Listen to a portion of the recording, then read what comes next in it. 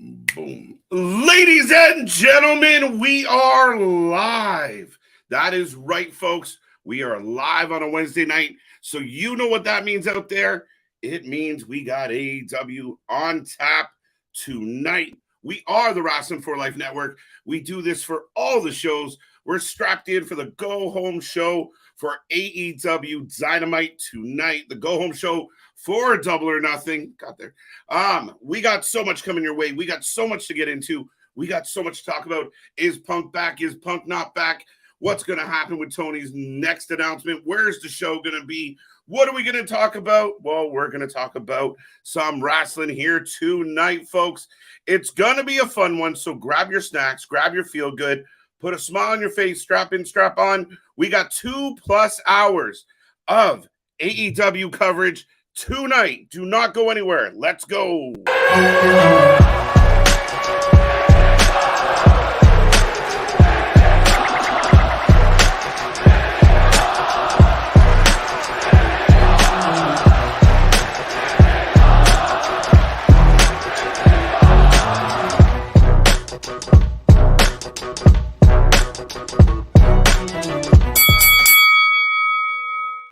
Ding, ding, ding. We are live. We are live, folks. Like I said, we are the Wrasslin for Life Network. And I am Mr. Every Night, KJ White, the Iron Man of YouTube, the man that just is on here more minutes than anybody else. He needs to get some friends or a better hobby. But with all that being said, it is a Wednesday night. It is Dynamite tonight. I hope everyone out there is having a wonderful week. You put Hump Day in the books. Friday Junior tomorrow, and the weekend is upon us. A crazy weekend here on the channel. We got another go-home show tomorrow night with Impact. Luna Havoc's going to be back. Then we're going to be here Friday for SmackDown and Under Siege. It's going to be a good one. And then we're back noon. Brunch with the Boys Saturday. Night of Champions. Sunday, Double or Nothing and NXT Battleground. We are jam-packed, locked and loaded, and ready to go. But before we get there, we got to get into Dynamite. I will admit there's a very interesting Dynamite on paper. There's a very, I don't know. I'm not sure if I'm super jazzed about tonight's card or if I'm uncertain about how it's all going to work out. But we will see how Tony ties it all together, heading towards Double or Nothing. But we are kicking off the show.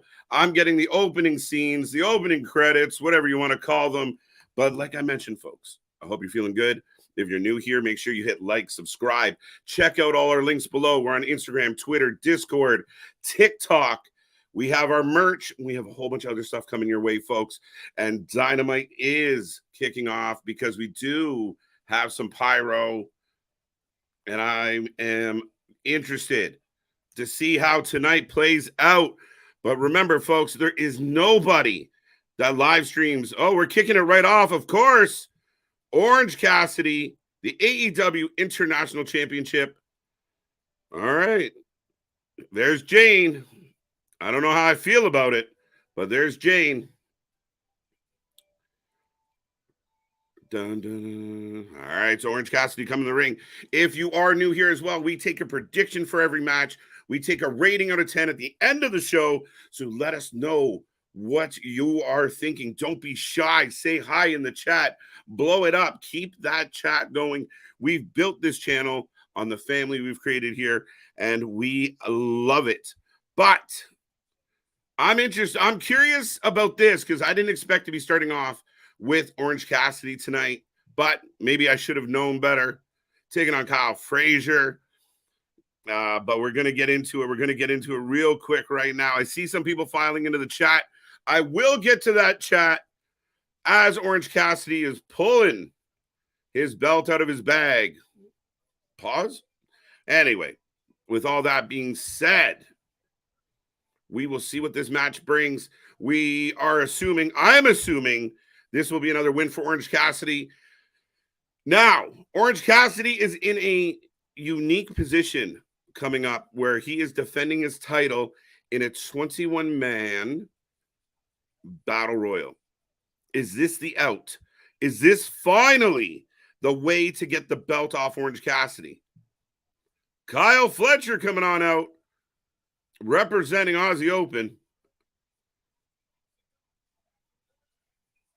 So we'll see. Who you taking. Well, this match is kicking off. Let me get to the chat real quick. Damien's always looking forward to stuff. House of Black versus AR Fox, Grand Metalik, and Blake Christian. If that is not the squashiest of squash matches, Damien, I don't know what is. So I'm a little surprised we're getting this match. I'm not surprised, but House of Black, I guess, will it be a house rules match? Will the lights come down? Are we going to be dark? Are we going to have special rules? Most likely. We'll see how it goes. But it is a squash match, 100%. If anyone's cheering for the against the house, they're going to lose tonight. Looking forward to the Lucha Bros versus Claudio. I'm looking forward to this match a lot, but I'm mad that this match is not on Ring of Honor. I don't understand how you having all this, all these matches around your titles, your Ring of Honor titles, and you're not having them on the Honor Club. Wow. Fletcher out of the gate. Big kick. Up goes Cassidy. Brainbuster. 2. Wow. Shit, had me believing for a second. Looking forward to Taya Valkyrie and Lady Frost going to be good. Yeah, that one should be fun. Now, the last time we saw Taya Valkyrie, well, Orange Cassidy swings out, misses the Superman punch, up and over, bang, to the floor. So we're starting off with fire, folks. The last time we saw Taya Valkyrie was against Jade. It was a clunky match, highly criticized by a lot of people for how it overall worked out, but we'll see what happens. We're heading towards the rematch against Jade. Lady Frost is a great talent, an underrated talent in my humble opinion. So I hope we get a good one tonight. And Lady Frost and Taya very familiar with each other. I'm not looking for it. Well, well, sorry, Boston, and welcome back. Welcome back, Damien, as well. But yeah, you might not be looking forward to it. So the good news is you're getting it out of the way right away. One of the matches that I thought was announced late, which was Daniel Garcia, Roderick Strong. That will be interesting tonight. We'll see how that goes. There's rumors that Friday Night SmackDown will be 3 hours in the future. Guys, we're going to talk a lot about rumors and the IWC and the IWC reporting. And I've been beating this drum for a long, long time. I really do think that wrestling is this unique world where, I mean, it is, we're in this era of just kind of, whatever someone thinks is facts, you can just report it. I'd have thought this, or, okay, we got a bit of a botch on the DDT off the top. Both men on the outside right now, folks. So I will give them credit. We're starting the night with energy. Orange Cassidy favoring that arm still. But yeah, a very sloppy DDT onto the apron. Rocco, welcome back. So tonight's announcement will be the location. Then he says, wait till next week for another announcement for next week. Rocco, the trend that we've witnessed to this point as of late with AEW, with Tony Khan, with how this goes, yeah, that's the trend. So I expect possibly an announcement and then, a warning for another announcement. We'll see. Fletcher's at 9. Makes it back in. It's weird. That's usually a babyface spot, but I'll take it. Both men exchanging 2 counts. Misses the orange punch. Uh-oh. Cassidy setting up the pocket. Oh, under the kick. Kick of his own. Nip up with his hands in his pockets, which is still amazing to me. And he eats a kick. I like it. Dale. July 1st, when WWE will be making cuts. Not specifically July 1st. By July 1st, we should see some cuts. Now, that I expect, especially when you think about Triple H coming into the WWE. We saw an influx of talent come in. And realistically, guys, there is a lot of talent floating through the WWE roster and the AEW roster that could probably be cleaned out. Like, I don't wish a job loss on anybody.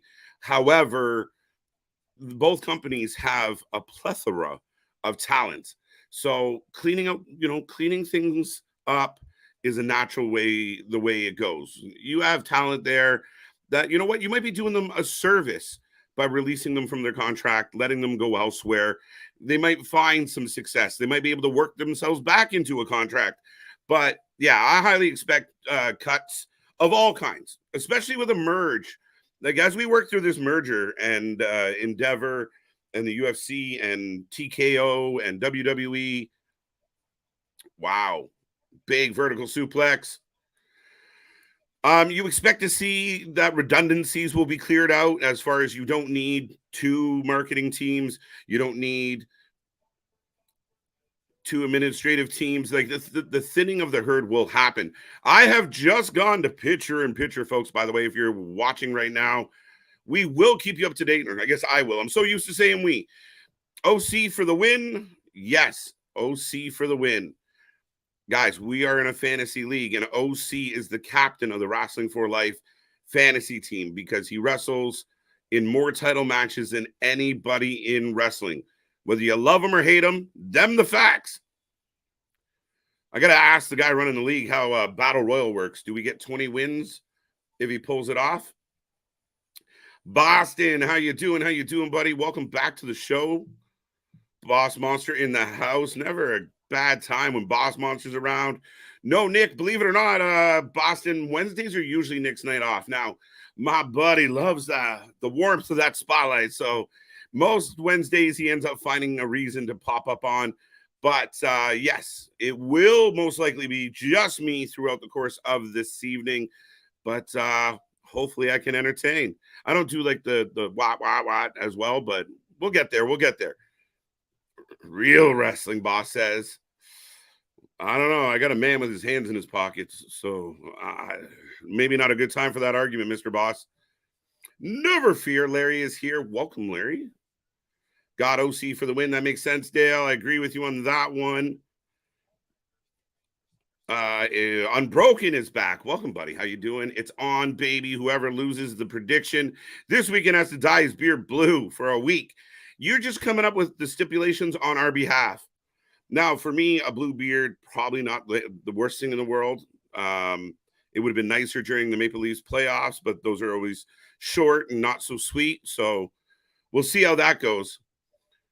I will say this, though. We have Kyle Fletcher up on the apron. Oh, OC rolls out the other side. I'm still in Pitcher and Pitcher. We'll talk about it Unbroken. Maybe there's something. Maybe there's something there. The problem with most of our predictions is Nick and I picked a lot of the same going into this weekend. I don't know if that's a bad thing or a good thing. Take a bow, buddy. Take a bow. Isn't this bad booking doing an AEW International Championship tonight before the Battle Royal this Sunday for this title? What if he loses tonight? Then would it be a Battle Royal? Would the Battle Royal be off since he wanted bad booking? Maybe not. Excessive booking? Perhaps. But that's the story of Orange Cassidy and his AEW career. Like, we'll get him on Wednesday. We'll get him on Friday. We'll get him on Saturday or Sunday on the pay-per-view. We just can't seem to get enough Orange Cassidy. But maybe then Kyle Fletcher. I thought, wouldn't it be funny if Kyle surprised everybody tonight, won the belt, had to defend the belt at the Battle Royal, and Orange Cassidy wins it back?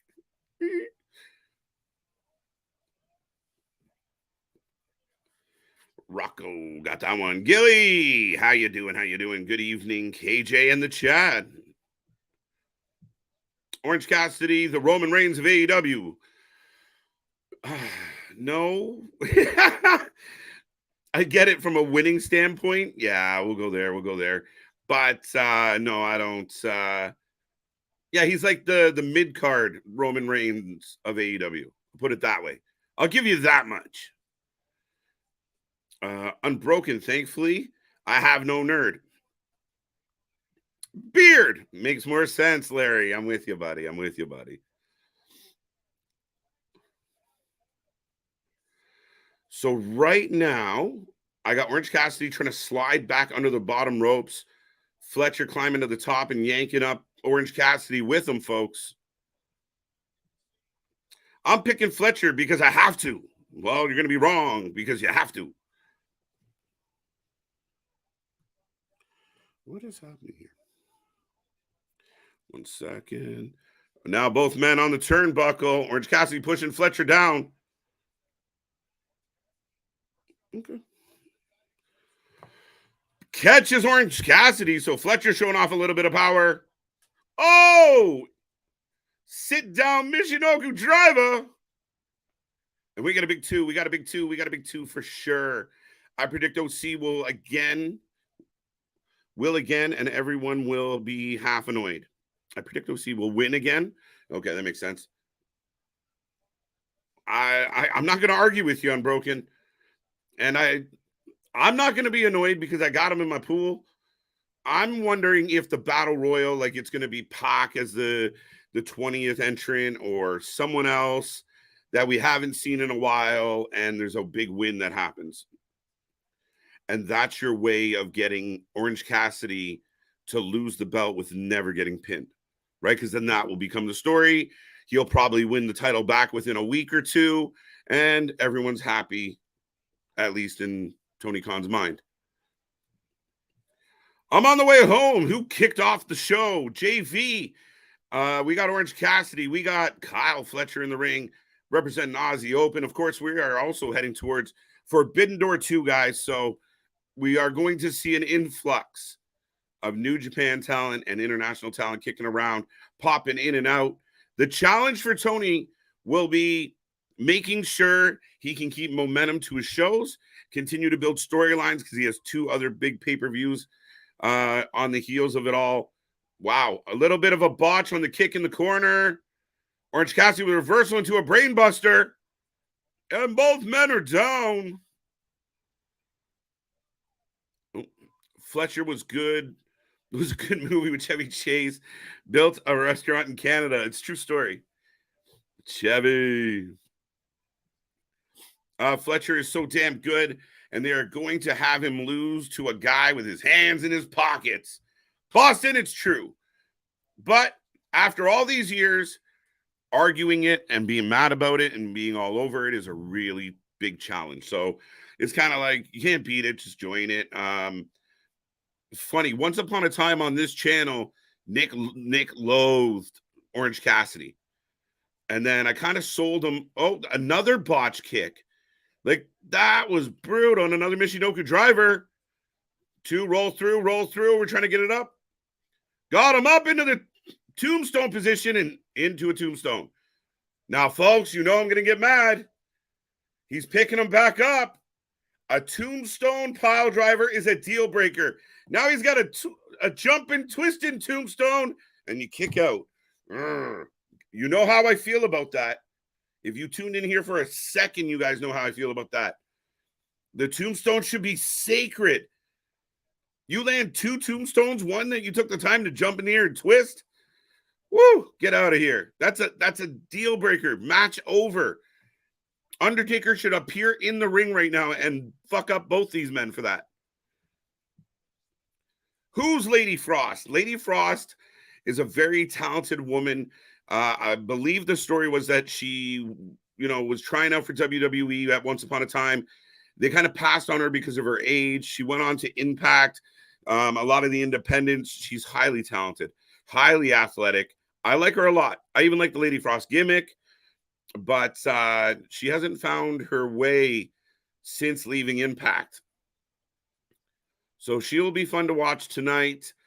Fletcher going for of course not, going for a tombstone from the top rope, but now they're Orange Cassidy battling through. I don't know what the fuck is happening here. Okay, what are we doing? A Michinoku driver. Wow, the man kicks out of a Michinoku driver from the top. What do you got to do to kill this man? You know what? You want to make comparables? OC is the Jason Voorhees of fucking wrestling. You can't kill this motherfucker. What's up, Kevin? How you doing? Lauren, welcome back. Mega, welcome back. Larry, you're still here. Smile Mark. We'll get back to some of the actual comments. QR code to join AEW on Bleacher Report. Of course there is. Genius. Welcome back, Victor, by the way. I didn't want to not say hi. Who else haven't I said hi to? Keep the chat coming, folks. Keep it going. Keep it going. I see a good amount of people hanging out here tonight. Remember, be a friend, tell a friend. We got all the action all night long. And we'll be back at it tomorrow and the next day and the next day and the next day. Orange Cassidy, it's a DDT, and here we go. He's juicing up. He's juicing up. OC Darby Allin, yeah, they work. Stylistically, they work phenomenal. And they will. That's the ironic part about Orange Cassidy, is if he could tone down the gimmick. Oh, and there it is on a roll up. Whew, fuck off. On a roll up. I'll take the points, but on a roll up. The man gets hit with everything. The man gets hit with everything. And the ref, is the ref calling for assistance? That's interesting. Cassidy holding his neck here, guys, but the ref definitely put his hand up in the air and signaled. And Orange isn't getting up. Like, he's selling. He's good at selling, but yeah, it was a bit of an awkward moment. Anybody else catch that with me? Bash, I almost missed you, buddy. Ricky Starks is in the house, hanging out with Renee Moxley Good. Okay.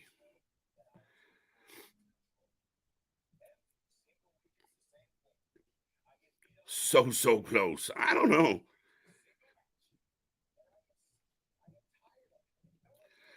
How they botched the kick, he flat out missed. Yeah, well, there was fucking daylight for a mile between that kick and that man.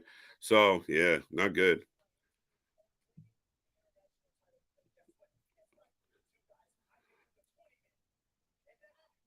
Wait, okay. So Juice is jumping Ricky. Come on, Ricky. I think there's something with Juice. I mean, Juice is a talented guy. I think we went from one Juice to another Juice. Ricky Starks taking a beating, outnumbered 2-1. So you can't help but think that Ricky Starks at some point might get some assistance. But the Bullet Club tag team at this moment are laying waste to one Ricky Starks. Big chair shot to the back. Ricky is down. Ricky is down. Someone please call 911.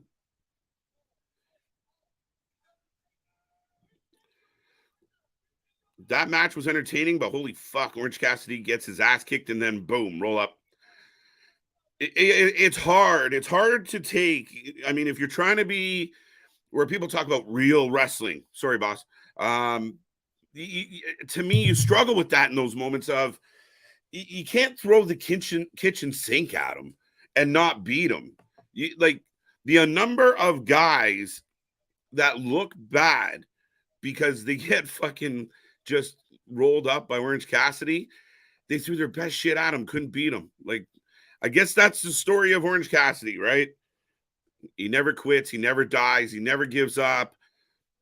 And he likes his hands in his pockets. I'm kind of bummed about Forbidden Door 2. I was almost positive Mercedes Moné was going to be on the show with AEW having close ties to New Japan and Stardom. I agree with you. I really do. I believe that was a high possibility that Sasha Banks, Mercedes Moné was going to be involved. However, one of the criticisms of Sasha Banks, Mercedes Moné over the last few years is that she cannot stay healthy. She is not durable as a wrestler. That's unfortunate. Is it true? There is some evidence to support that she might not have the durability that she needs to be a full-time wrestler. So, and I believe that's hindered her career. with stop and start pushes. I think there was times where even the WWE wanted to push her harder or give her more time, and they never had the ability to do it. She got injured. She had to step away. And then other times she just walked out. So what do I know? But that all being said, I agree. It's a little disappointing. I was really curious if they were going to do something like, Monet versus Jade, or would it have been, I still don't think it would have been Hayter versus Monet, but it definitely could have been Jade as an opponent at Forbidden Door 2. OC retains. Of course he does. There's no doubt there. Folks, I am in a commercial break. I will remind everybody out there, we are back tomorrow night for Impact. We have the Go Home show, myself, Miss Luna Havoc. We will be here all night long, getting ready for Under Siege on Friday. We will have live coverage of SmackDown and Under Siege on Friday, and then we're turning it right back around noon. Circle it, set an alarm, set a reminder, set a timer, click our little bell, do whatever you have to do, but be ready because we go live noon on Saturday. We like to call it brunch with the boys. The best part about the Saturday streams is we start at noon. We have no finish time in mind. Some nights we end up here until the end of a UFC that just happened to be on. Now, it could be a short one, could be a long one. We will find out where this marathon takes us. But then we're right back at it again. Sunday, we go live, 3 p.m. Eastern time. We will give you double or nothing. We'll give you the rundown. We'll keep you up to date on everything. And we will also have an NXT Battleground live coverage at the same time as of 8 p.m. So we're going to double up on Sunday. Then we're back for Raw, which will be the Raw after Night of Champions. So lots and lots of wrestling, and nobody covers it like we do, folks. And it's facts at this point. We just cover more wrestling than anywhere else, anybody else. And we love the family we started here. I see about 40 people kicking around. Make sure you hit that like, subscribe, be a part of the family. We got so much more content coming your way. We're up to a whole lot of tricks, and it's been a fun year so far. We just eclipsed 1.8K. We want 2K soon, so tell a friend we are here. And I got Jungle Boy. I got to turn the volume up when Jungle Boy's doing a promo. Woo!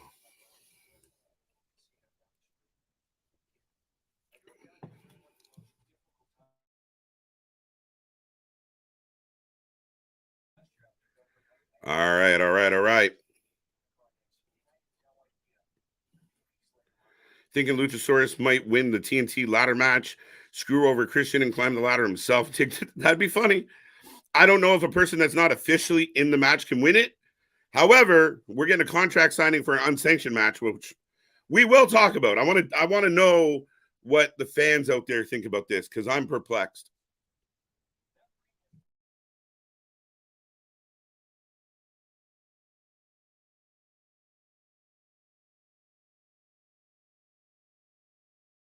Now, here's a question for everybody. And here's a very important question. I'm really curious. What is your excitement level about the Four Pillars match going into Double or Nothing? Are you like, I can't wait. This is going to be outstanding. It's going to be amazing. Or is it just kind of like, can we get to the point? We kind of know how this is going to end, or we expect it to end. I don't know. What do you think? I will admit, I think I was talking to Boston earlier today about this, where I'm worried about this card. Like, and I know Tony loves stacking in late matches, but as far as like, you haven't had a pay-per-view in months, and we're about to get one, and a lot of the matches are kind of like, I want more. Am I wrong to want more here? Here come the top guys, though. I'm 60-60. MJF will retain. Okay, I'll accept that. MJF still winning. Yeah, I think for me, I know we're going to get the crazy Darby spots. I know we're going to get some crazy Sammy spots. Jungle Boy will do his thing. I really think that Jungle Boy got exposed in this whole process, to be 100% honest. And then I think MJF is going to pick up the pieces and walk away with a W. Unbroken's hyped for it. Okay, I like it. I'm just struggling a little. Maybe because I feel like it's a slam dunk. KJ, it will be a very predictable ganger. I'm here for the gangbang. What, Larry? Pause. Not too excited. Okay. 2 out of 10 excitement. Okay. I'm a little more than a 2 because I think it will be entertaining, even if it's predictable. Average says Chris, or Chair. I thought that said Chris. My bad. Chair, relax. So we got Cash out here with the mic. Something I'm really not looking forward to, and I think something that when I looked at the Double or Nothing card on paper, to see that it's going to be FTR versus Jeff Jarrett and Lethal with this storyline, I felt like, man, this is Dynamite. This is Rampage. This isn't your big title match. Like, you remember when we used to get to a pay-per-view and it's the Bucks and the Lucha Bros in a steel cage, or, we're getting these big main events where we couldn't wait. FTR against Jeff Jarrett and Lethal isn't that for me. I think they're amazing. I think they're the best tag team in the world. I kind of want better. 6 out of 10 says Chair. Okay. KJ, I've got a feeling that Punk will appear after the 4 Pillars match. Victor, I have a couple theories. I think the realistic side of me sees what you see. That Punk will come out at Double or Nothing.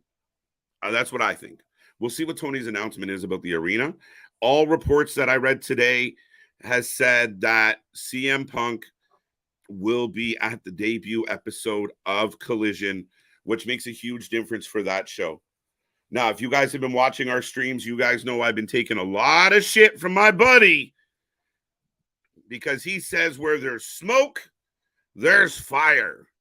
Yeah, but if the people reporting the smoke are starting the fucking fires, it's bullshit. And that's what's happening here.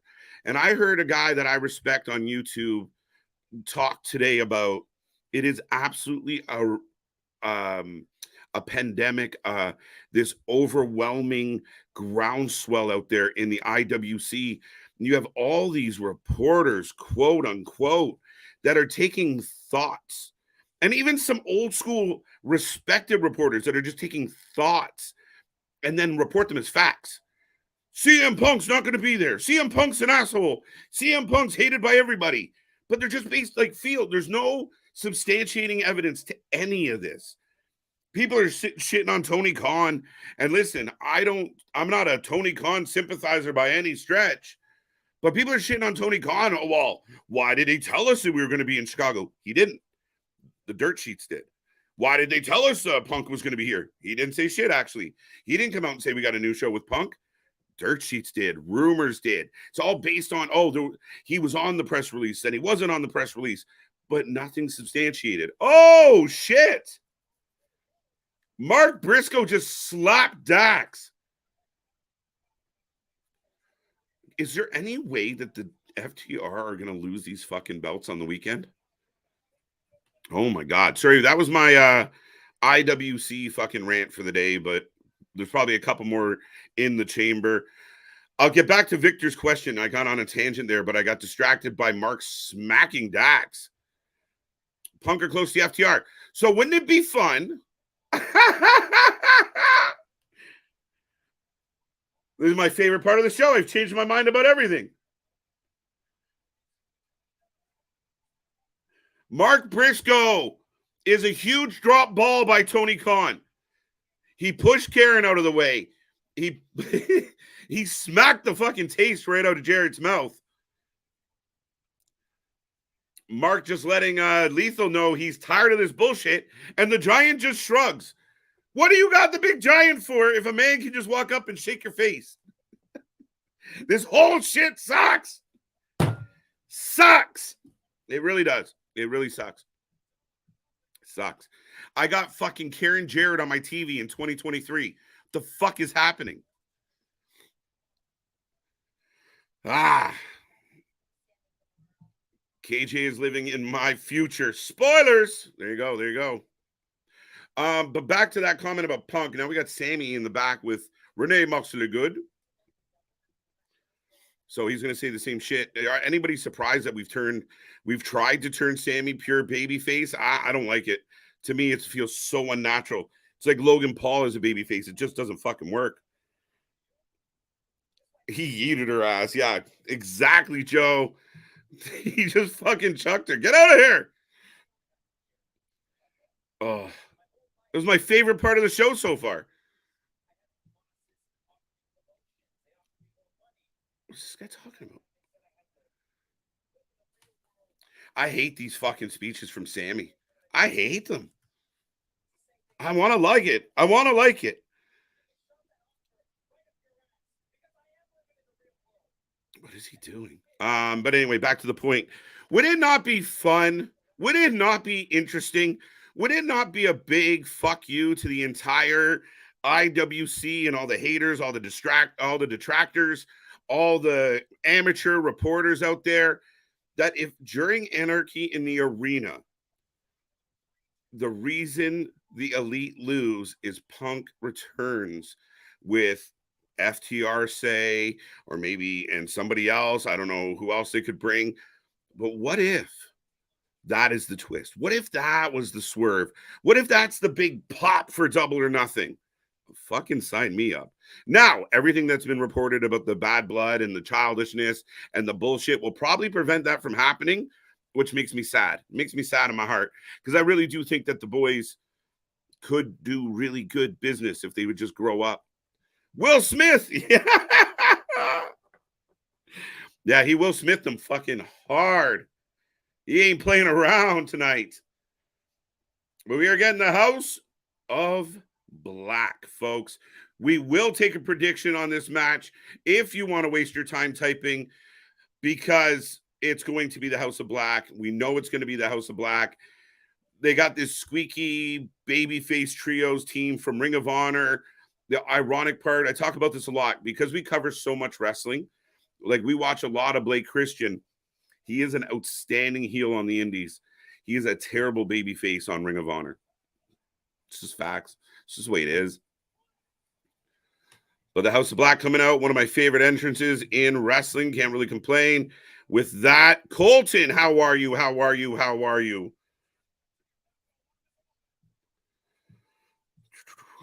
How bad is the cut on his head? Pretty bad from what I can tell. I got picture in picture during the entrance. I'm not really thrilled with that. You have this big marquee over the top. You're kind of one of your signature entrances. I don't love the idea of going to picture in picture during that. I think you could have done the entrance for the jobbers and went to picture in picture during that. But I suppose they're hanging around waiting already. FTR versus Jeff Lethal. Jeff Lethal. With Mark Briscoe involved, feels like the wrestler's writer feels like the wrestlers writing the feud, as they are friends, but it's not a feud that excites fans. Richard, you could not be more right. I'm pretty sure the vibe here, especially with Jeff Jarrett being involved and what Jeff Jarrett means to the company. See, we got AR Fox and Blake Christian and shit coming out now. I feel like that would have been the time to start picture in picture. That's just me being picky. I'm not going to deduct points on the night or anything, but I kind of think that House of Black is such a big deal to the fans. And this is where you're talking about the fans don't like what we're getting from FTR and Lethal. I could see Jeff having a lot of leeway, FTR having a lot of leeway of like, go do your thing. I don't care. To me, Mark Briscoe is one of the biggest dropped balls in 2023.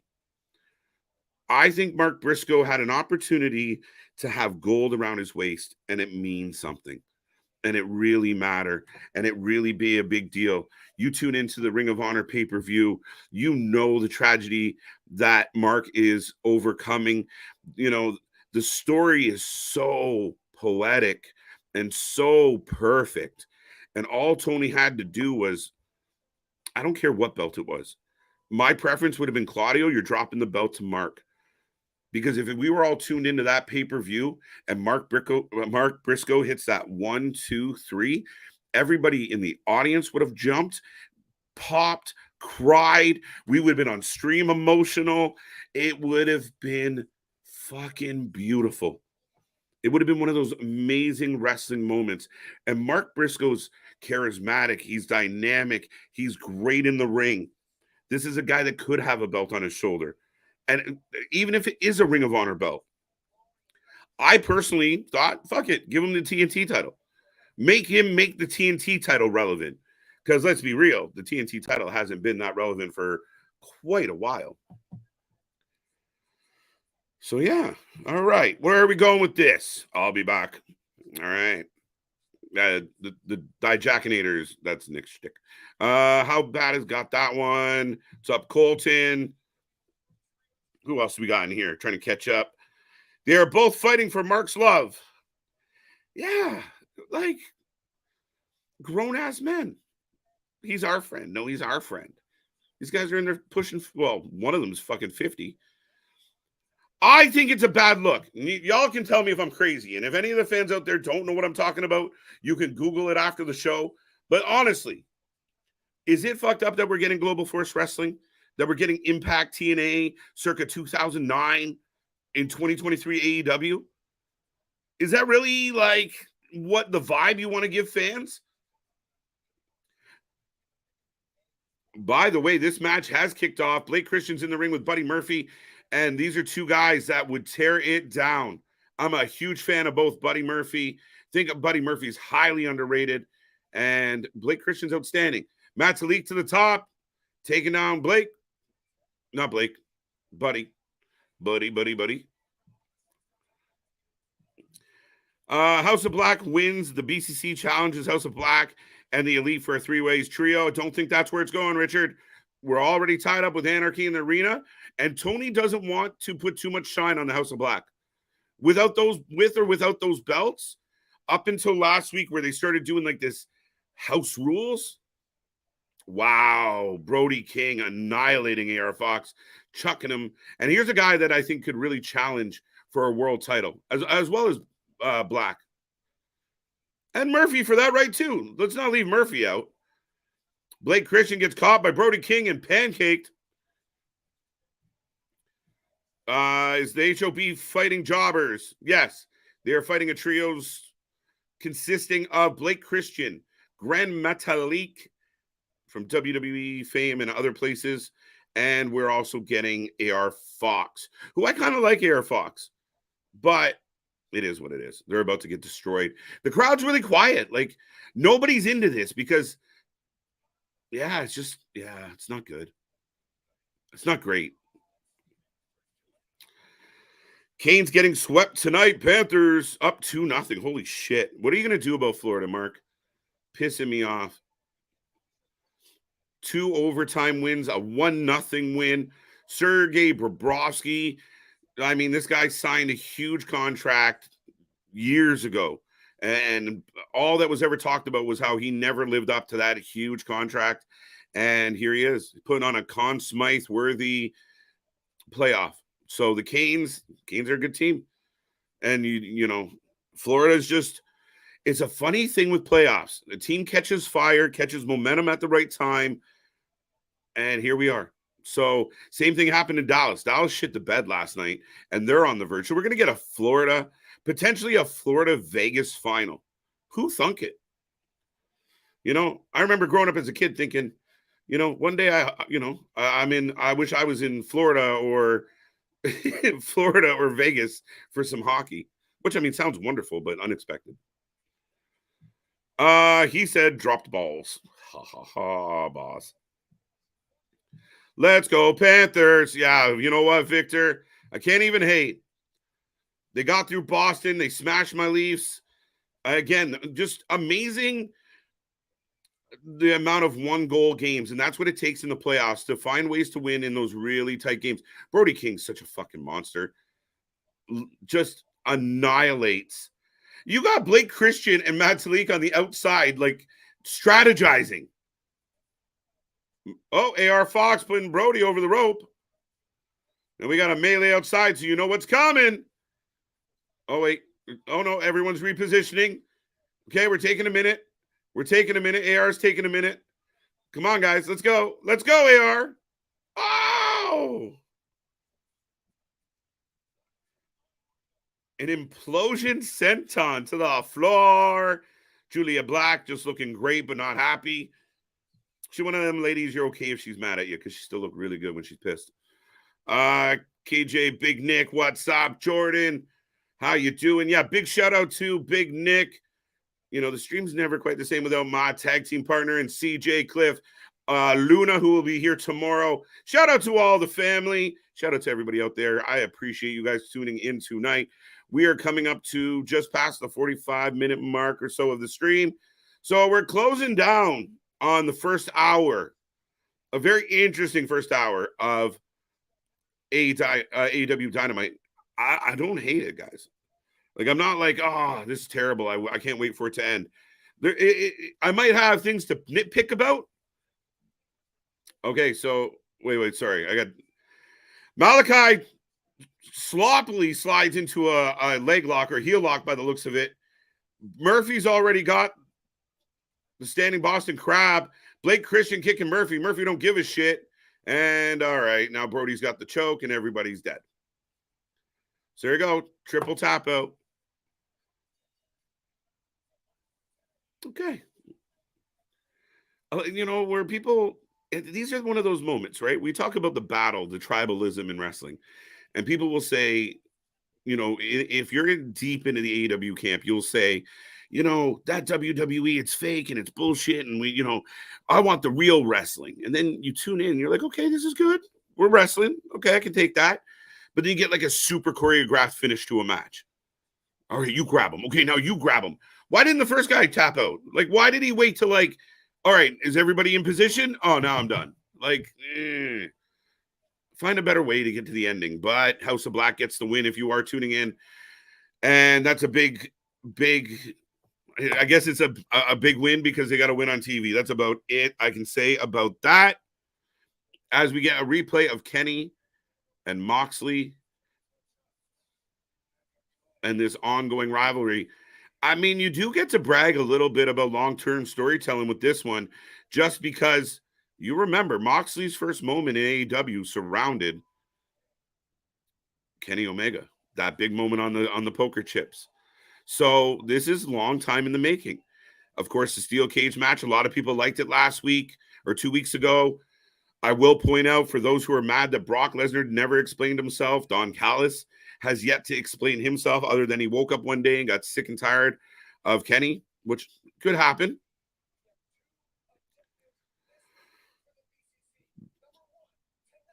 BCC in the back giving, we got Brian giving a speech or a promo. I don't know why I called it a speech, but it feels speechy. He's setting up the tag match for Yuta and Claudio tonight, going after the Ring of Honor tag titles. I think they might win it.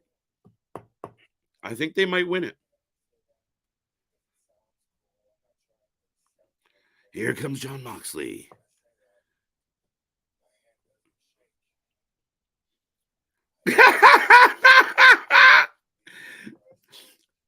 Jon Moxley's being cold serious. Daniel Bryan can't keep his shit together.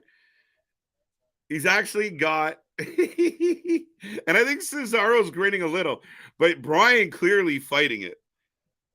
Tell me I'm wrong, folks. Even Bryan can't take him seriously. He's like, this guy's fucking crazy.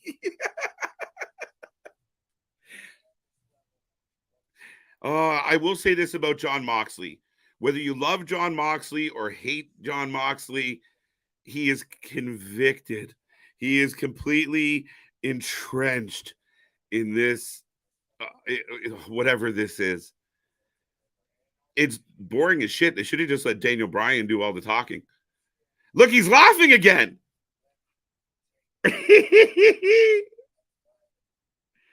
Oh, I'm loving this. BCC doesn't work for me without William Regal. Go Elite, go. Gilly, I mean, I'm telling you. I'm going back to Jilly. It sounds better. Gilly, no, I mean, I hear you. I struggle at times. I think if Bryan Danielson did all the talking there, Moxley said nothing. Bryan did it all, and then we just moved on. Good job. I love Bryan Danielson. I thought Bryan Danielson was just clicking at another level, and he was really in a good groove. And then we transitioned to the BCC thing, and I felt like it slowed Bryan down. Now he's kind of been like the pseudo leader of the group in the absence of William Regal. But did William Regal really make or break the BCC? Not really, but we'll see. I think I think I picked the Elite to win, but I think I'm changing my mind. I think I'm changing my mind. Cesaro's freaking tall, says Bash. Bash. Cesaro's a hell of a fucking athlete. A great athlete. A big man. He just doesn't have the best of personalities, guys. It's just the way it is. We have to forgive him, but him doing what he's doing right now, just looking mean and imposing and ready to get in the ring and beat somebody up, works. It works. Right? That's why the Kings work so well. Chris Hero talked his ass off. Cesaro added the little inflections and the little additional points and thoughts. It's the thing when you got a good tag team, right? Got to be able to jive and flow with whatever the chemistry is. Mox looks like he just did accusations. No, I can't confirm or deny that. Mox is just, you see Bryan chuckling, and you must understand that I think even for Bryan Danielson, he knows how uber serious Moxley's being. And like, just, this is how it is, and I'm going to kill you, and we're going to break your bones. And we've heard the same shit for 4 years. And even Bryan is like, shit, like this guy's for real.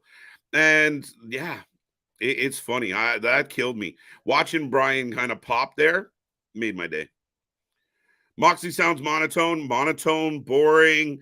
It's one of those where he's trying to do like the Jake the Snake, right? That real kind of, lean in and listen to me. I'm going to talk in that deep register. You'll come in because what I'm saying is compelling. But it takes a very special talent to be able to do that and pull you in. Moxley, I don't know. Moxley's a very polarizing guy in wrestling. Moxley looks like he's too lazy. I can't even say shit, Larry. Sometimes I resemble that. With all that being said, guys, keep this chat going. I see around 40 people still hanging out. I love it. I love it. I love it. The average live views is just going up for us every day. We are grateful. We are humbled. We love doing these streams, but the only way we can keep doing these streams is if you keep giving us some support, give us some love. Do not forget, we got the super chat, the super stickers on those busy nights. Get into that super chat. We try and click on as many as we can, but it's starting to become a daunting task. As MJF's coming to the ring, I will remind everybody, we're here all week long. We do this week in and week out. We do not stop. We stream just about anything and everything that we can. And we love coming here. We've created what I feel is one of the most unbiased wrestling communities on the internet, on YouTube, anywhere. We will take it. We will give it. We will stand by it.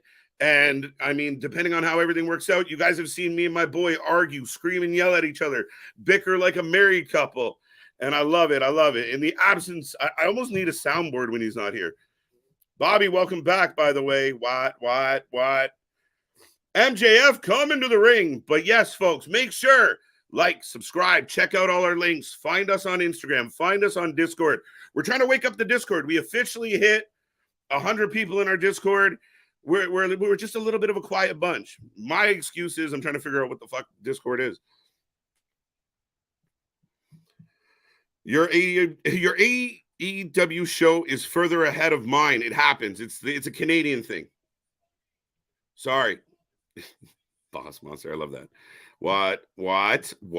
Moist. You just call it Virgin Vegas? Let's turn MJF up a little bit. Easy for me to say.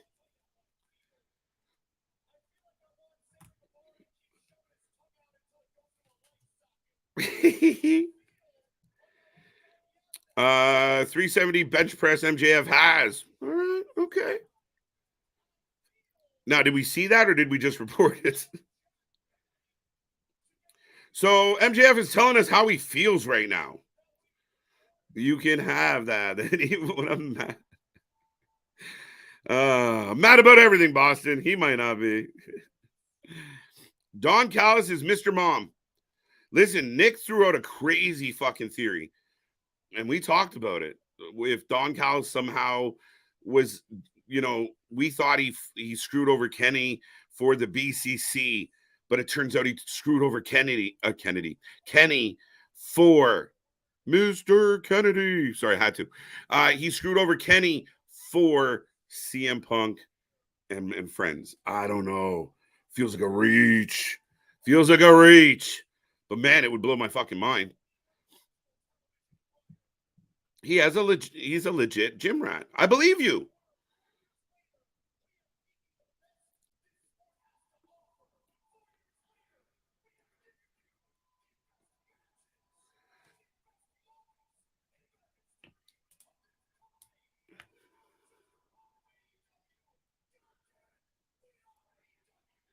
Holy fucking shit. What the fuck? MJF at his best, except he just won all the fans over with a.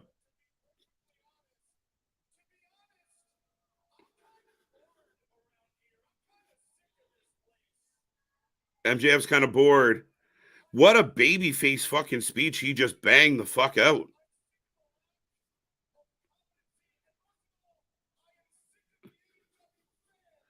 I'm sick. There he goes. He pulls it back into the heel. Okay. You can't have all four pillars being babyface. But man, that was good. That was heartfelt.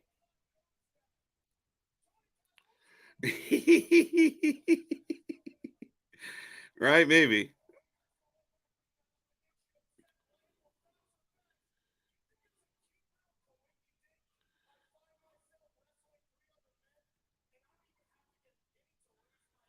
Okay. Now he's talking about the disadvantage of the Fatal 4-Way on Sunday. He's the ink out of That's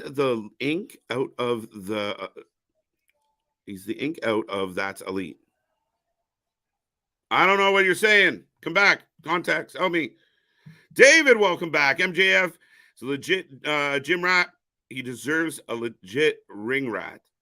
Oh, interesting. Started heel, went face, and heel. I want more MJF like this, guys. I love this MJF, the passionate MJF.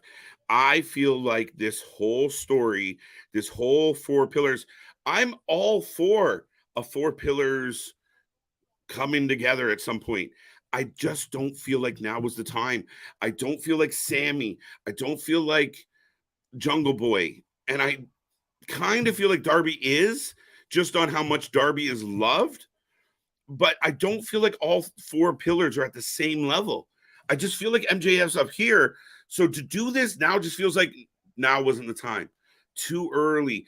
MJF has had to play down all that bullshit with Sammy Guevara. We knew we were getting. You started the whole story with like all four guys in the ring, like we should fight and figure this out, and then went on a side tangent, came back. That's inexperienced writing. That's inexperienced booking. I will forgive it, but I'm not thrilled about this. This is boring. Okay. Valid. I will take that. I do like MJF, but now we're going to get Darby. Now we're going to get the next one. Now we already saw Sammy tonight. So should Sammy be coming back out, or should we have skipped the segment we had earlier with Sammy? MJF has Roman Reigns' schedule. He hasn't wrestled in a month. MJF has never wrestled a lot in this company. I don't know if the fact checkers out there can look up how many wrestling matches has MJF had in AEW.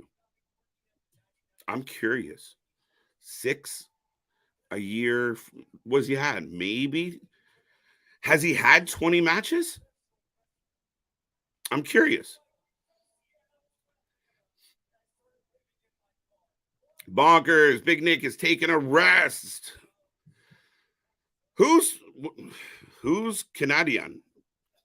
Kid, you got to work with me here, buddy. I'm Canadian. 370 bench press. That was apparently what we're happy about. Unbroken. I like that. Don Callis is Mr. Mom.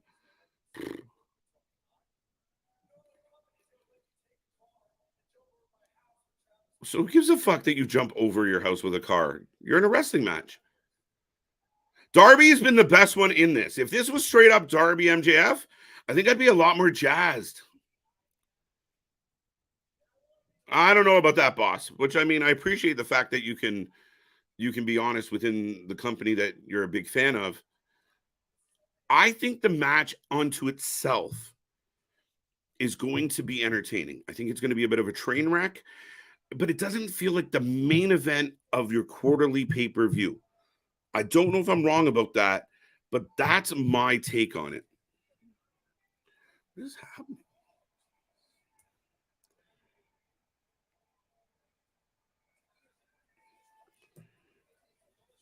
Am I wrong? MJF laying out. So we're going to get another pillar. Darby's down. And here comes Sammy to the rescue. Not Jungle Boy, the pure baby face. Not the guy that absolutely got his ass kicked by Roosh last week. Darby bigger than MJF? No. Taller, maybe. But they're not the biggest of dudes as a group. Now Jungle Boy coming down the apron. MJF running up with the belt. Clothesline by Jungle Boy. But we need some heat. We need some heat amongst the pillars, guys. That's one thing that I think is lacking. Right? All this works out to be right now is a witch hunt for MJF's belt. There needs to be a little tension between the other three. One, they're in the ring. They're trying to go after MJF. Jungle Boy accidentally, pops Darby. Darby kicks fucking Sammy in the mouth just because. That's where I'm like, there is no tension amongst the pillars outside of MJF's like, I'm better than all of you. You all know it. And if you guys can kind of, I don't even have to lose this. You guys can kind of just do your thing. And the other three are just like, we're happy to be here. We can't wait to be there. It's a big deal. We love it. It lacks intensity. Am I wrong? Am I wrong? Let me know if I am wrong. Now I'm getting a Wardlow pre-tape. Oh, we're getting a preview for this ladder match, which, again, why not just a match? Why is it a ladder match? End of the first, Florida up 2-1 over Carolina. Thank you, Victor. Second biggest pay-per-view, and this is your closer match. Mid to boring build. Rocco, okay. Okay. KJ, I take the three are saving the tension for the match. Yeah. No, Larry. I mean, I understand why you're saying that, and I'm okay with it. But to me, there has to be more to that. There has to be, like, you need to go, oh, shit. You need to have all those. You should be asking yourself a dozen questions about this match. What if this happens? What if that happens? Pause. Time out. One of my absolute favorite women in all of wrestling, a good old Canadian girl, Taya Valkyrie, come into the ring. God, I hope she can win this belt, but I got to stand. I picked Jade, guys. I have said for months, Jade is going to hit 100. At least 100 wins. I could be wrong. She's getting close, though. Now, if Taya Valkyrie beat her, I'd be fucking thrilled because there's been a collection of women who showed up, lost to Jade, and disappeared. But at the top of the 9 o'clock hour, this absolute goddess of a lady is coming out.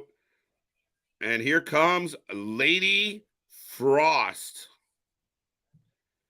You are great at this. There needs to be issues inside of the other three. Chair, I appreciate it. I appreciate it. Nothing I love doing more than these streams, guys. I really do. And I built all this around family, and I couldn't do it without Big Nick and CJ and everyone else. Luna's getting more involved and has become part of the team. She's getting things up and running for us, but it's just fun to come on and talk wrestling. Half the time I'm just talking out of my ass, but I will promise this: we will be entertaining, we will have fun, and I mean, we'll be as unbiased as we possibly can be with all of it. You can go to other streams and hear them, just bash one company or bash the other. We like to bash them all.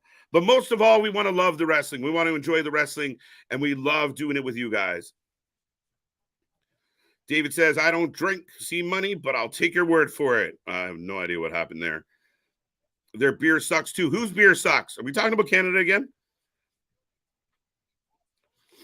Wait. I got to see what I missed. Whose beer sucks? Because, Dave, if we're talking about Canadian beer, God, sadly mistaken. We even got a song reminding Americans that our beer is better. Taya for the win. Taya for the win for sure, guys. Is Frost signed to AEW? Not to my knowledge, Bash. She's made a couple appearances. I might recall her being involved in some dark stuff. Lady Frost should really be in Ring of Honor. I don't know if she's officially on a contract or not. Chef, what's up? How you doing? It's good to see you, buddy. Welcome back. Got Taya for the win, Dale. I'm with you, buddy. Man, Lady Frost can get it too. Hey, now, be nice, artists. Be a gentleman, folks. There's not enough gentlemen left in this world. No, but Lady Frost banging. I'll give you. Are Canadian beers the best? I don't know about. I'll take it. I'll say yes. It is the best. Haha. I'm going with Mega on this one. But yeah, no, there's no comparison. Americans drive over the border to get our beer. Better and stronger. Wow. Jade Card. Wow. Sorry. Jade's here.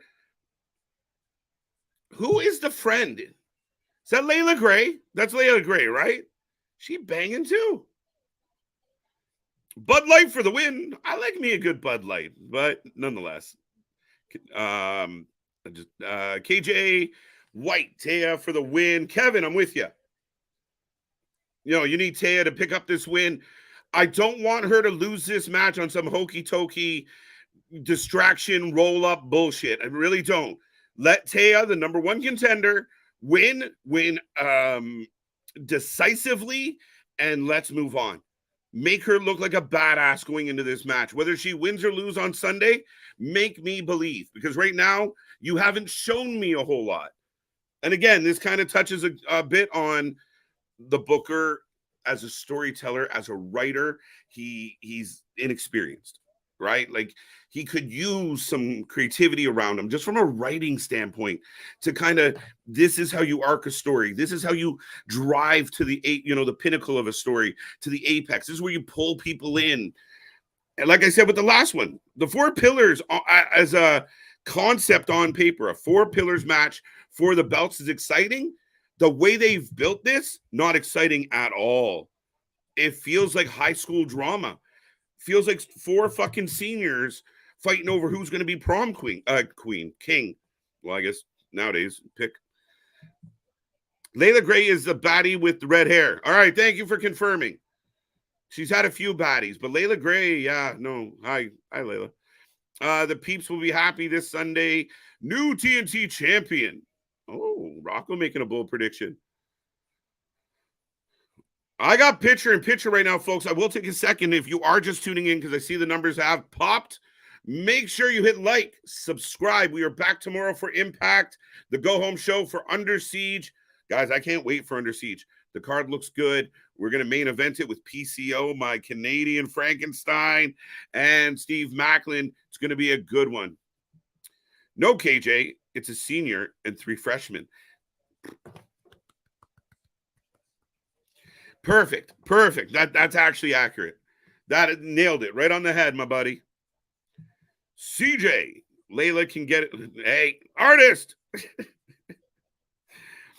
Men are dogs. Dogs. Got you all out here barking like Trish Stratus. What are y'all doing? John says we're taking Taya for the win. I appreciate that.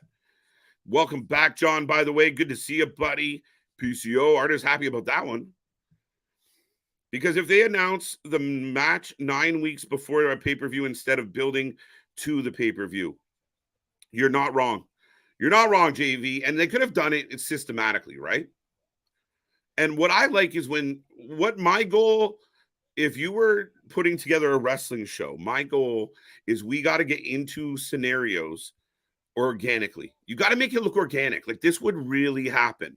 Like that was the beauty of it, right? Like you think back to some of the major stories in wrestling history, it was based around like, fuck, they probably really are mad at each other.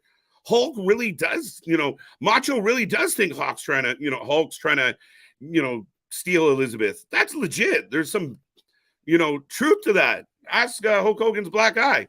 But when you were able to hit those stories where there's like an organic build to it, two guys are rivaling, they both want to be at the top, that's exciting. This whole thing about like, that's your main event. And you know what? In 2026, 2027, it might be a beautiful, beautiful, beautiful main event. All four of these guys could have grown and developed to even higher levels. Right now, like Gamer just said, it feels like a high school senior picking on 3 juniors or freshmen or sophomore, anything but a senior. But I got Schmark, I got Jade, I got Layla standing on the apron. Jade looking like $1,005,000. Taya setting up Frost and just smashing her face into the ground. Crowd's pretty quiet at the moment. But this is where I implore fans. We have to give the women's wrestling love. For everyone that bitches that there's not enough women's wrestling, the women don't get enough TV time, the women don't get enough angles, you have to support it when you get it, or it doesn't stay. And I like the women's wrestling. Great match. 2 talented ladies. Bit of a sloppy backbreaker as I speak. Cool beans. What's up, J-Boy? Haseen, how are you? How are you? Trying to see if I missed anybody else. Folks, I'm doing my best to keep up with this chat. Keep it going. Keep it live. Keep it hot. But if you have something to say that you really want me to read, click that super chat. Stand out as Taya Valkyrie ends it all. God. Taya Valkyrie, huge win. Again, huge might be an overstatement, but we'll take it. I'm drinking both Canadian cold shots. I love me a good cold shot, my friend. A couple times cold shots have accidentally got me in bad situations of like, I didn't know how fast that was going to hit me, but thank you. Game recognized. Game. Hashtag Lady Frost can get it. Artist, I appreciate you, buddy. You dog. Lady Frost looking a bit like Ruby Soho. Nah, not really. Tony's big announcement. Ah!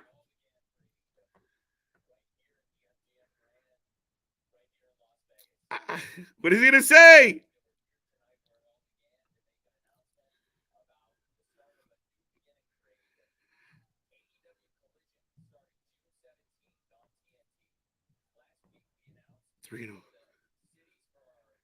Uh-oh, Tony got a little long, so he's getting a little nervous here. They're going to Regina. Pause.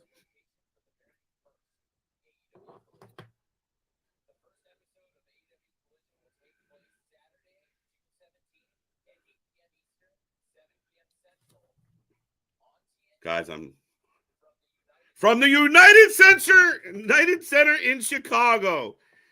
All right. This is one of those moments where I wish Big Nick was sitting right here and we could talk about it. Because Nick has said that ship had sailed. They were going to be in Daly's place. And I'm going to go on a rant during a commercial in a second. But we are going to United Center. We are going to talk about it. But are we going to get this, folks? Are we going to get this, folks? We are going to the Chicago. We are going to the Chicago. I'm excited, as you can tell. CM Punk, Tony on Collision. Boo, Mega's not happy. CM Punk. Wanted in Edmonton more. Okay. Are they going to Alberta, Mega? I just missed the list. I know I've looked at it a dozen times. Kevin, yes, Taya did get the win. Are they going to Alberta at all? Are they in Calgary? I know Edmonton and Calgary get mad at each other. Punk has to be there at this point, yeah. And it's all about being confirmed. I know my boy Nick said it was a sunk ship. It was the Titanic. It hit an iceberg. It was going down. Now, I am in a commercial break, so I will remind everybody, we do this all the fucking time. Excuse my language. It's inappropriate, but you know me. We do this every night, guys. We will be back tomorrow and all weekend long. I think my buddy John, Scott, good to see you. I know my overlay is a little bit preempted. I'm just speculating at this point. If everyone else out there can speculate, why can't I speculate? So I will take it. But we'll go back to this one for now until we get confirmation. Double or Nothing, I expect to see Punk. I've said it, guys. You've watched me fight on this channel with my bestie, me and my boy screaming at each other over this situation. I think it's always been this way. I think that Tony Khan, as much as Tony Khan makes mistakes, I give Tony Khan credit on this one. I defend Tony Khan. Because people are mad about Tony Khan for doing things he didn't do. This is the weird, fucked up thing in the IWC right now. You got guys that are going on YouTube. You got guys that are going on Instagram, Twitter, reporters, and just reporting their feelings. This is what I feel, therefore it's fact. Dave Meltzer's one of the worst ones. JD from New York's bad. Oh, I thought this. No substantiating evidence. No backup. No, it's just, I thought this. I thought Vince booked this segment. It's fact. It's true. Bullshit. And here is my advice to everybody that can hear my voice right now. Take everything you read from the IWC, from the internet fucking dirt sheets with a grain of salt. Because you see what happens. You get people like my buddy Nick, who was convinced, here it is. Here's the facts. Here's how it is. There is no Punk. Punk is done. He's gone. The people aren't buying tickets because of it. Collision's dead. That's a member of the fan base that you want excited about what's going on. You want your fan base excited about Collision. You want the fan base excited about Double or Nothing. You want the fan base committed to what you're doing. And you got people in the fan base fighting amongst themselves, yelling at themselves. Fuck Punk. I want Punk. Goodbye, Punk. We're not going to Chicago. We are going to Chicago.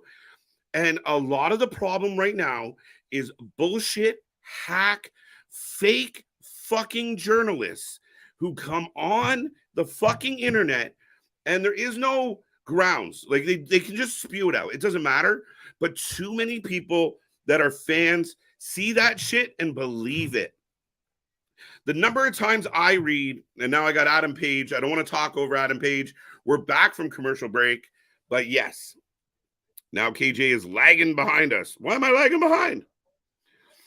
In what way? Fill me in. CM Punk, Bullet Club with Jay White. No, Jay Boy, not happening. TK still owes me an explosion. No shit, artist. Maybe we'll get it at Anarchy in the Arena. I got Adam Page. Adam Sparrow on the screen tonight. No, you're right, KJ. It's a foregone conclusion. Man, you couldn't do this deal. And then again, if I was Tony fucking Khan, I want to be the guy to tell the world, guess who's back? If I'm Tony Khan, I want to tell the world we're going to the United Center. So just because people rumored shit, all of a sudden the rumors became facts. And then when those facts, those rumors weren't true, people were mad at Tony. Well, fuck's sake, Tony, we thought you were going to do something else. Tony didn't say shit. I'm defending Tony tonight. And I have been for 2 weeks. Getting yelled at like I'm a... I like it. But it's good, man. It's good for business. Guys, I'm good for anything that helps a business. Adam Cole, baby. Folks, get a thumbs up, a flame, Woohoo, something into the chat if you're excited. At least they booked the United Center for the first show of Collision. I want to know who's happy about it. So Adam Cole coming out. Okay, I'm going to get ranty. And I got no one here to stop me tonight. Hangman Sparrow. Yep. One-Eye Page. One-Eye Pager. Remember Pagers? The Elite are fake. The Elite are built on fake bravado and bullshit. I was trying to find a nicer way to say it, but I can't. I don't hate the Elite. I actually think Kenny Omega should get away from the Bucks. I think Kenny Omega would be so much better if he wasn't fucking around with the Young Bucks. I really do. I've watched him tear it down time and time again. I badmouth and bash kind of AEW Kenny all the time. And then me and Nick sat here at 4 a.m. watching Kenny and Will Ospreay, and I couldn't find a fucking negative thing to say. But I don't hate the Elite. But if the Elite were being honest, if the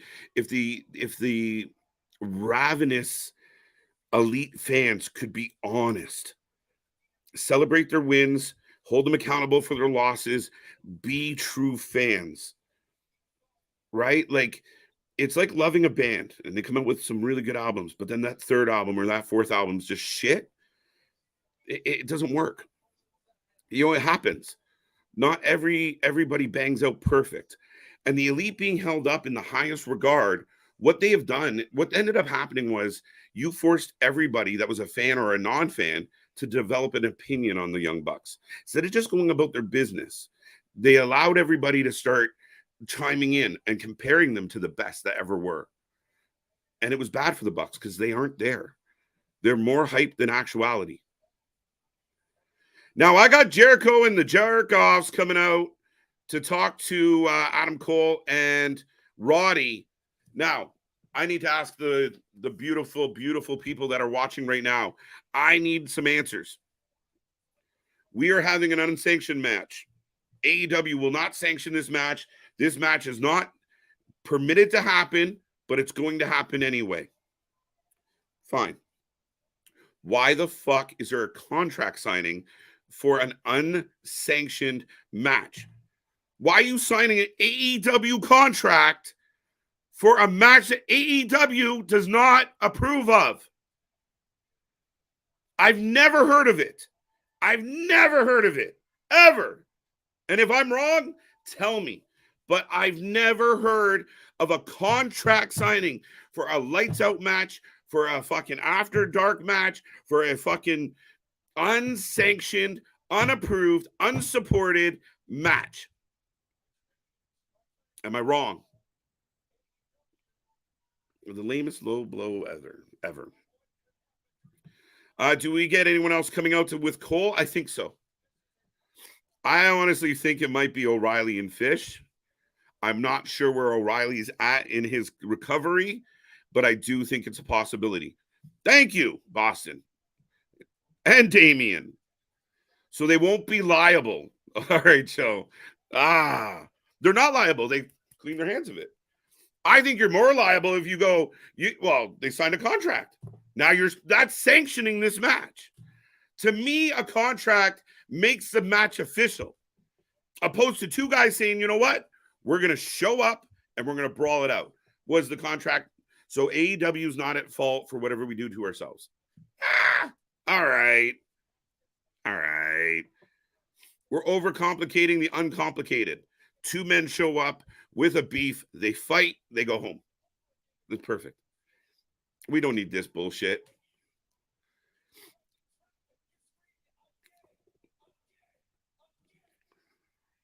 Now, I find it very funny that Jericho's coming out with all the Jericho Society, yet not one of those motherfuckers could be found last week when Jericho was knee-deep in fucking mulch. All the Jericho marks, man. Come on. Man, listen. I told you, we traded Jericho for Brock Lesnar.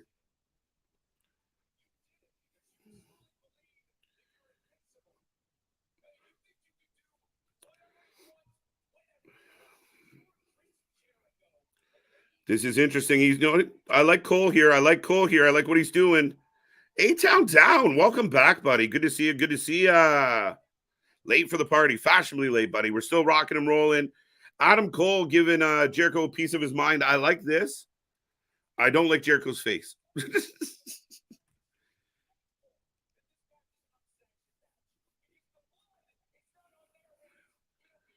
The blood will be on my hands, not theirs. Ass clowns. I like it. Chris is great. We got to argue about this. You just grammatically, there's a mistake in your statement. Chris was great. Chris is no longer great. And that's sad.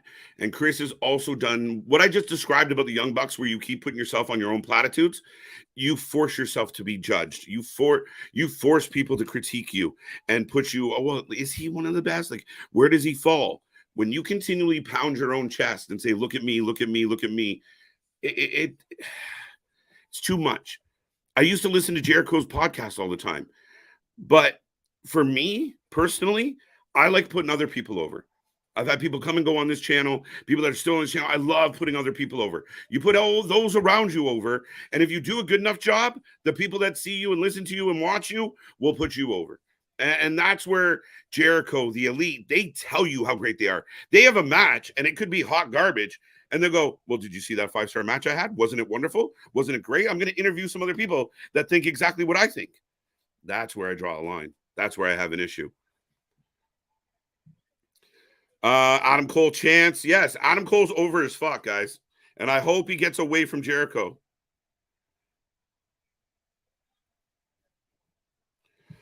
Woo, what a night. Oh, what a night. Ladies and gentlemen, we are rolling a long. Now Jericho's getting closer. You know we're going to get a kerfuffle. Does Adam Cole sick? Full sentence, big guy. You got to help me out here. Adam Cole is better wrestler than Chris Jericho. Yes. In 2023, yes. Did Chris Jericho hit bigger heights, have bigger matches, have bigger moments? At once upon a time was better than Adam Cole is right now? Yes. However, 2023 Chris Jericho, if it wasn't for Tony Khan, he'd be doing fucking mid to low cards for the WWE. So now Jericho's giving us a replay of the Outcast beating up Britt. Jake Hager playing fucking silly pants. Instead of being a big, mean giant, he looks like a big, mean jerk-off. Is this a Raw crowd? I don't know, guys. I'm a little, I'm really curious about this pay-per-view, but again, we talked about FTR. We're not that jazzed about it. We talked about the 4 pillars. Maybe not as jazzed as we should be. This match, I'm not that crazy about it. BCC versus the Elite, I think it's going to be fun. I think there's possibilities with that one. That might be the thing I'm most excited about, which surprises me.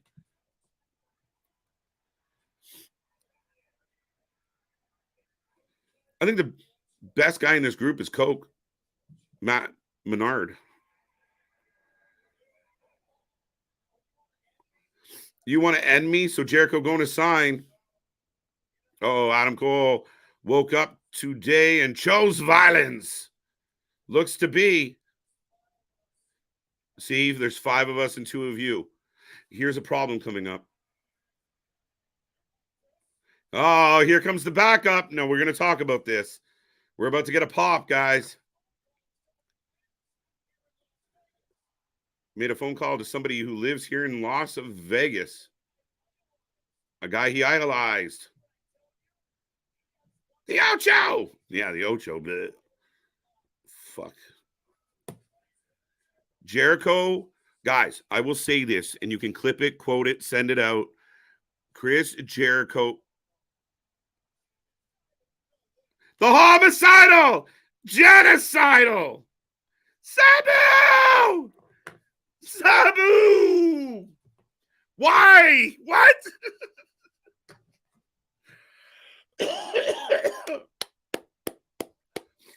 It's Sabu. I'm pumped and confused all at the same time. Sabu. Yeah, I thought Mike Tyson, dude. Who said Mike Tyson? Oh, shit. Rocco. I was thinking Tyson. I honestly was. But Tyson, I don't believe, lives in Vegas anymore. But I mean, he's probably got 94 houses, so let's call it what it is. Holy shit, let's fucking go. Why? Yo, I'm with you, Chair. I'm like, yes, but what? So you're going to take one old retired dude who I love, but like Jake Hager should just pick Sabu up and chuck him away and we move on. But Chris Jericho is the Hulk Hogan of modern day wrestling. The bookings for himself, he feeds himself, he puts himself over and tries to convince people he's putting other people over, and everybody clears out. Really? Really? What a flat ending to that fucking whole segment. Yes, get RVD. Yeah, Sabu's too old for this shit. Even though Coke took a fucking chair in the mouth. Honestly, I thought they were going to bring out like a couple people to help. Then I would have been really frustrated with the whole storyline because you have the BCC and the Elite. You don't need all these moving parts. So does that mean we're going to get Sabu at Double or Nothing? Unsanctioned match, running around throwing chairs at people? Fuck right off, Ratnick. Welcome back, Ratnick, is what I meant to say. But nobody wants Ryback anywhere near a wrestling ring. And I have a question for everybody. If you guys can go find me proof of Ryback being anywhere near a wrestling ring in the last couple years, I'd love to. He always talks about getting his career back and da-da-da-da, and should I come back? Feed me. But I don't even know if he can wrestle. Can he move? Can he move? Has he not fucking juiced himself to stiffness? Yeah. Yeah. Now, what is happening right now? Hi, is there a producer to this show? Is somebody in charge? Okay, by the way, we're getting Roddy Daniel Garcia. It's going to be a good match. It is what it is. But get your predictions in for that now. Holy fucking shit, Sabu. Ah! I know I'm yelling. Guys, I know I'm yelling. If you're wearing earphones, I apologize. What a weird moment. I was confused and excited all at the same time. I think that's happened a couple times in my life.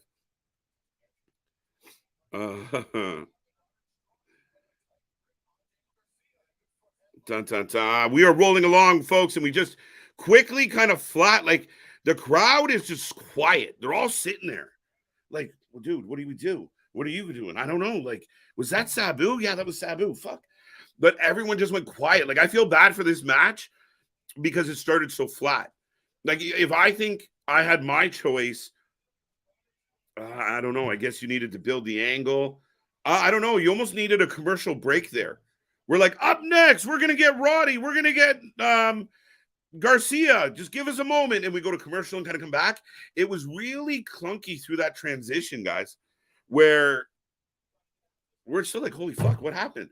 Sabu just scared off the entire Jerk-Off Society. Damien, love it, buddy. Listen, Damien's one of the most optimistic guys I know. If he's telling us it's horrible, it's facts. He wants to cheer so much. And if he's finding that he can't, we have a problem. Ratnick laughing. Sabu chance, of course. Nice little payday for Sabu. Good for him. I'm with you, Joe. Listen, I'm not going to knock it. Like I said, I was thrilled. But like I said, I see a lot of people, on their mics, on their podcasts, like, we need explanation and we got to know. Well, someone fucking explain that shit to me. What the fuck? AEW doesn't like using AEW talent. That's a valid argument, guys. You have all this talent in the back and you had nobody. But I mean, I get it because I like the Sabu pop. It just doesn't make sense. Sabu should have thrown the chair. Jake Hager should have caught it and just hit him with it. Been like, get out of here, old man. What the fuck are you doing here? The crowd is dead tonight. The crowd was up at points, but now they're trying to build for Double or Nothing, so we're getting a lot of angles. But here's what I'm saying about the build for Double or Nothing, guys. Is it a little lackluster? I know some hardcore AEW fans are going to be like, this is amazing, and I think it's great. Guys, they might deliver a really good pay-per-view. But the build, the energy in the building, to me, is kind of how everybody feels right now going into Double or Nothing. Now, I have felt that way before about many pay-per-views. And then at the end of the night, I'm like, what a fucking dough. Ooh, high fives. Let's go. Oh, yeah, by the way, I'll take a prediction, guys. Lackluster. Yeah, a lot of fucking nothing. A lot of, oh, wow. Sorry. I am getting an Impact Wrestling commercial while in picture for AEW. I'm impressed. There you go. Coming back to London, coming back to Windsor. I might have to go to that Windsor show, guys. Slammiversary. I don't know. I might have to leave my buddy and actually go to one of these shows. Such a habit to just cover them all. Calm before the storm. Okay, artist. I won't. I'll take that in a little bit. I'm okay with that. You know what? Let's say it is calm before the storm. I just feel like there's not enough of a like that recoil, like that when the snake is tensing up and before he strikes, that where the lightning finally pops, that moment where the whole world goes quiet and you're about to get the bang and just pause. But that's what I think, like the groundswell is not enough right now. I missed the commercial for Collision. I got a commercial for Dynamite. Sorry, I got a commercial for Impact. Now that could be because in my country, I don't know that there's a deal for Collision yet. Now, I don't know if there's a fact checker out there that can confirm or deny that with me, but I do not believe AEW has a deal for Collision. Like, I don't know if it's going to be, we do it on TSN, which is the sports network in Canada. I'm assuming Collision's going to be on the Sportsnet as well. However, or the Sportsnet, that's a different channel. The Sports Network. I think that's why I might have gotten Impact commercial instead of a Collision commercial. That's really interesting, guys. That's really interesting.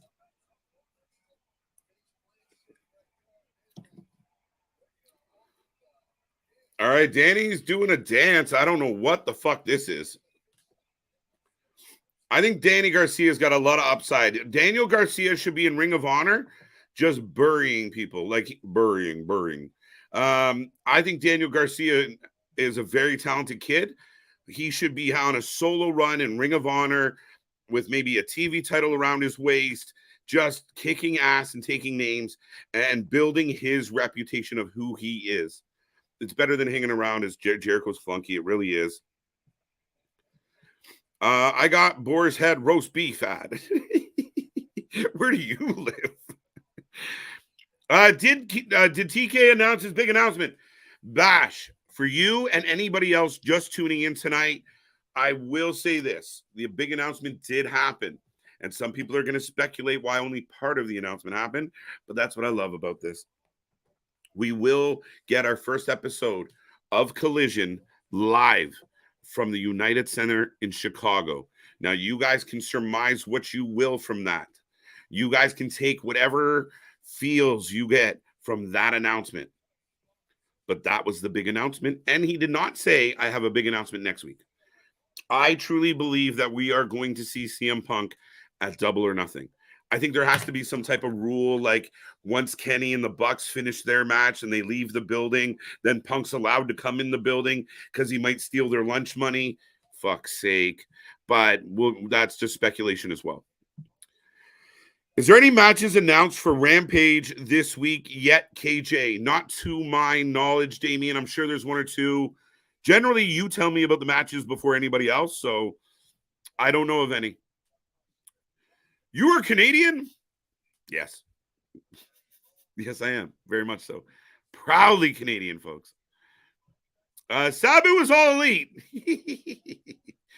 Fucking Sabu's pension plan is all elite.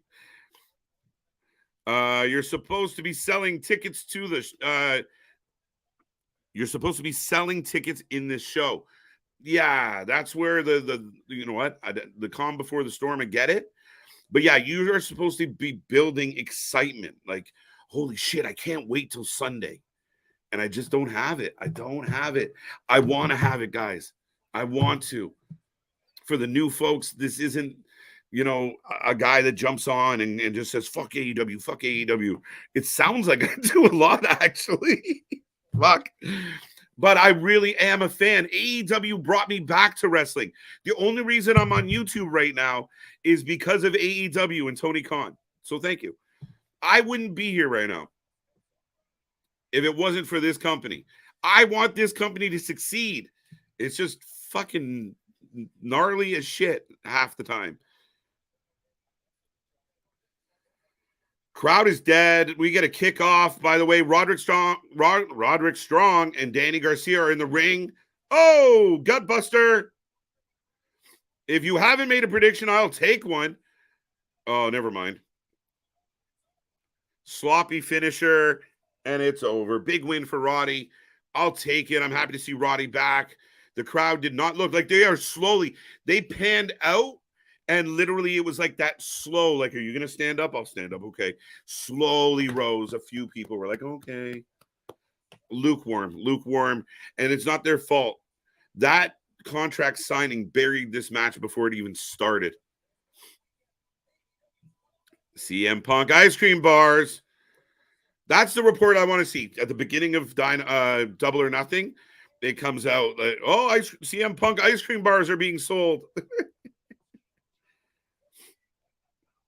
So right now I'm getting a replay of Resurgence. Now, if you were here live with us last weekend, we did a live stream, a live coverage of New Japan Strong, and Willow Nightingale surprisingly won the New Japan Strong women's world title, U.S. world title.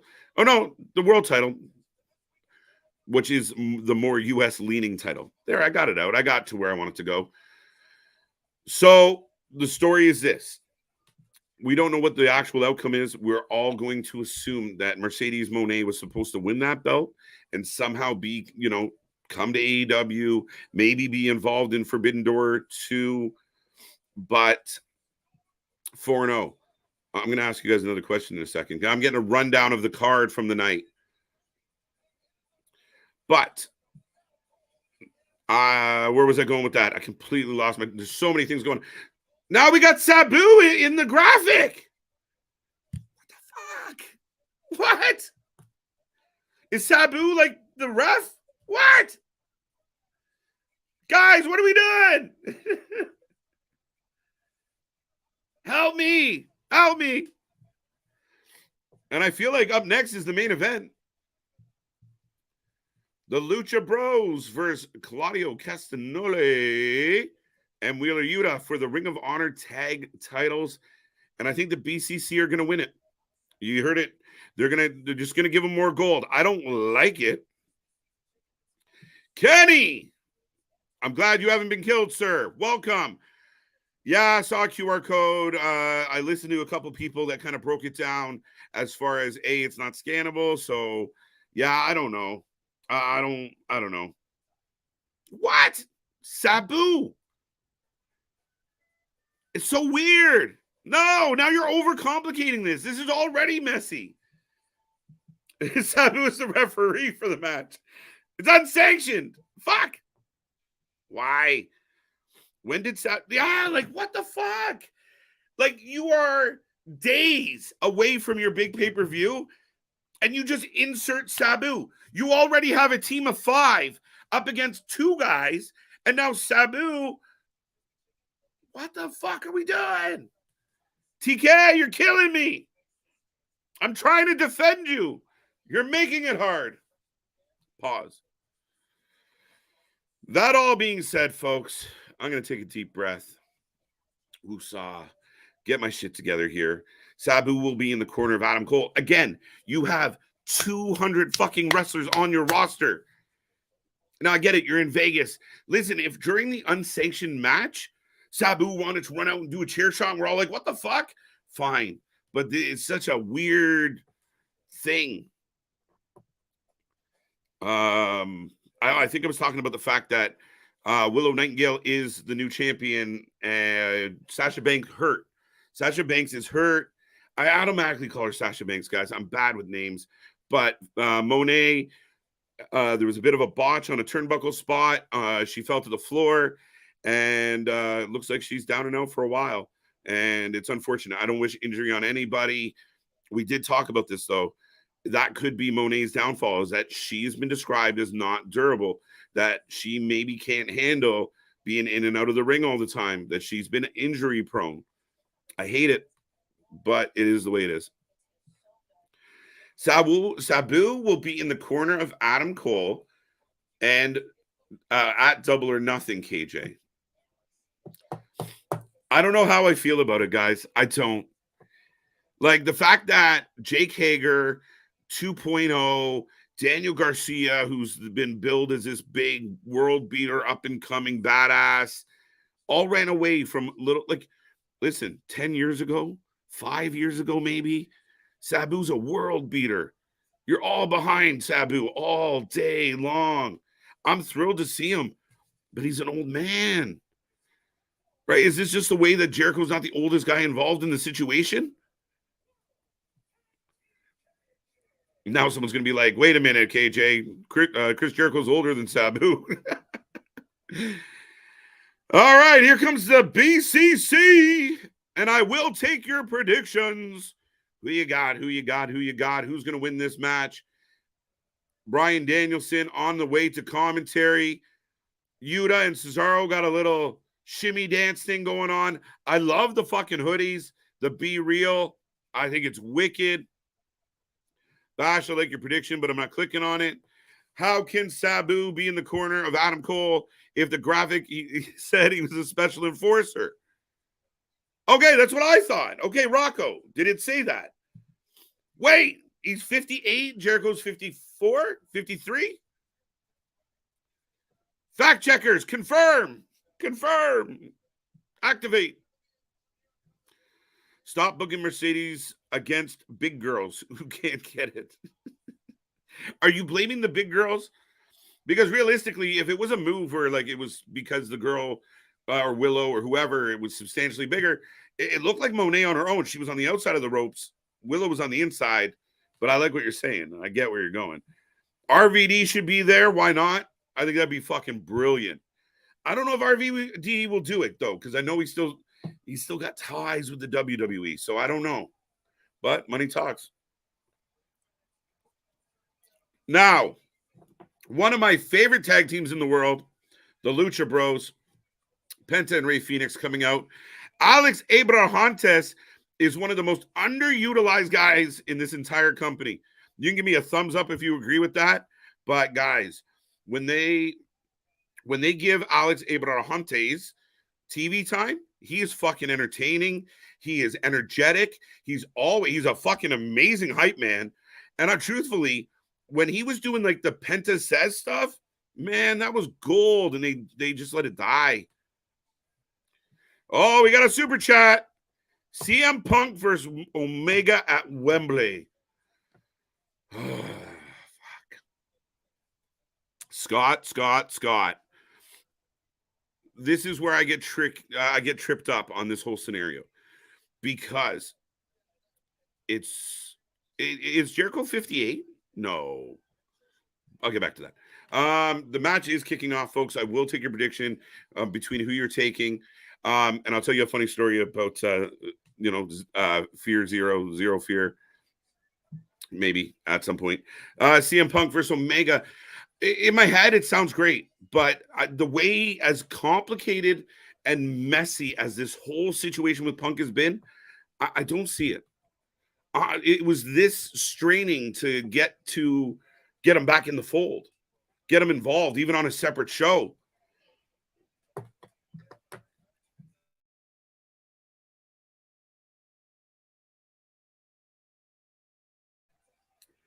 Oh, Tope's in stereo. Penta up top. And the crowd is finally awake a little bit. Penta down. So BCC gets up and gets knocked back down again.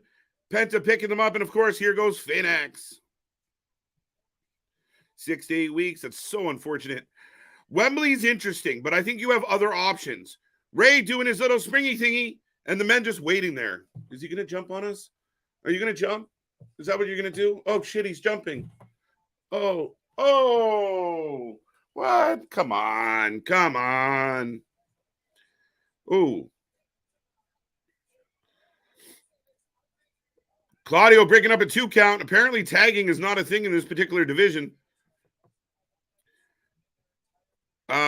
Sabu might be a one-time thing. Absolutely. It just feels like such a random insert. Special guest referee, enforcer, helping Cole, not helping Cole. It just seems so fucking random. In a story that has all these people and all these moving parts, Sabu is going to be the special enforcer, which is weird because he just clearly sided with Adam Cole. So I'm like, I don't know. I don't get it. Wembley has a lot of options, Scott. It really, really does. I mean, I really think you can bang out Sabu! Luna, how are you?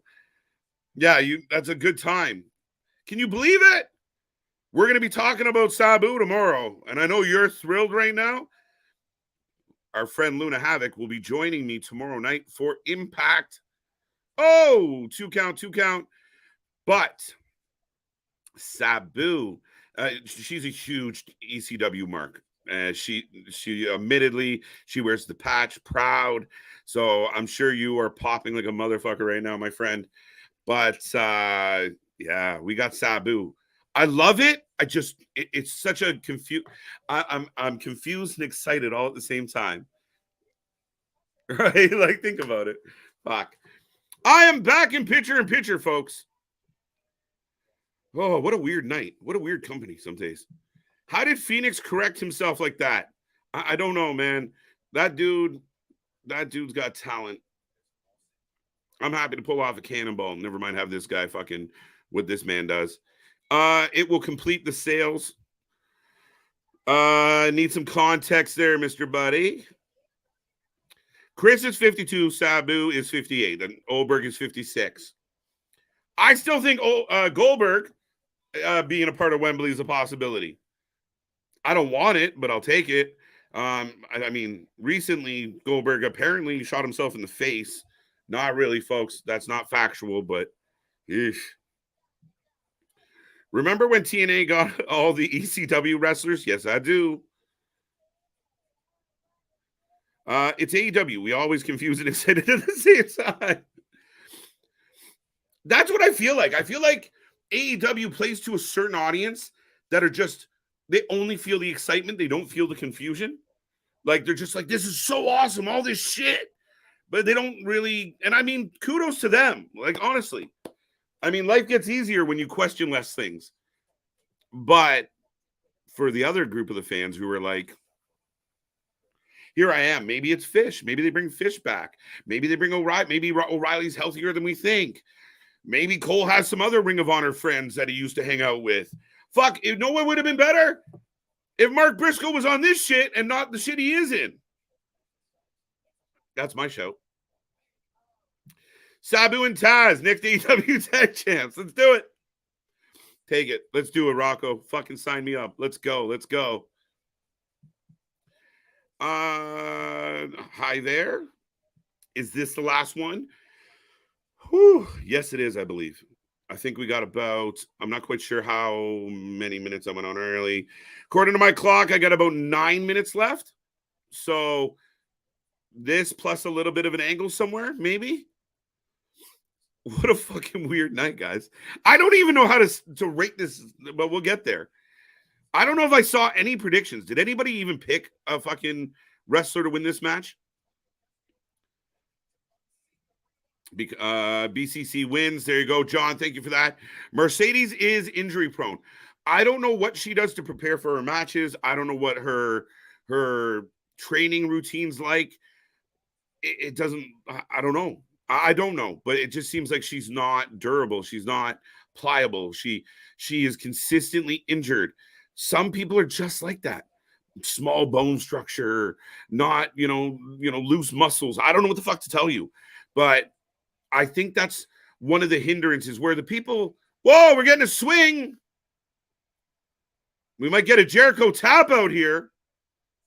Oh, shit, they gave us, Shades of Tyson Kidd with the dropkick swing. Back to Sabu. It would be the biggest match. I still think they're setting up, bit of a botch on the Sunset Bomb. I still think they're setting up Kenny Ospreay, but now there's stories about maybe Ospreay might be a little banged up. That's more like a 109. Yeah. The fact that Sabu, is still kicking and able to run out to the ring and throw chairs at 58 after the shit that man's put himself through. Woo! Penta kicks Yuta in the face. CM Punk versus Sabu at Wembley. Oh, fuck. Wrestling with Savage. Good to see you, brother. Good to see you. How you doing? To be honest, I would have loved instead Sabu coming out for Cole. It was Goldberg and Chris would face Goldberg and Chris face would be classic. Not yet. I still think we can get Goldberg Jericho. And it's not like I'm like, oh, fuck, we should definitely have this match. For me, I think it's a ticket draw. Now, when you've already sold the tickets that you have sold for Wembley, you might not need that anymore. But if you want to make it one of the most memorable nights in the history of wrestling, whether I like him or not, Goldberg has a name. Whether I like it or not, Chris Jericho has a name, and people will tune in to see that shit. Lucha Bros to retain. The Elite fuck up the BCC? What are we thinking? Double super kick. Yuta down. Sabu and New Jack did the most insane shit ever. Boston, they did. But then there's also the shit that, Sabu was doing overseas in Japan and doing the fucking death matches and setting the ring on fire with his fucking uncle. Like, oh! We got the driver! Those.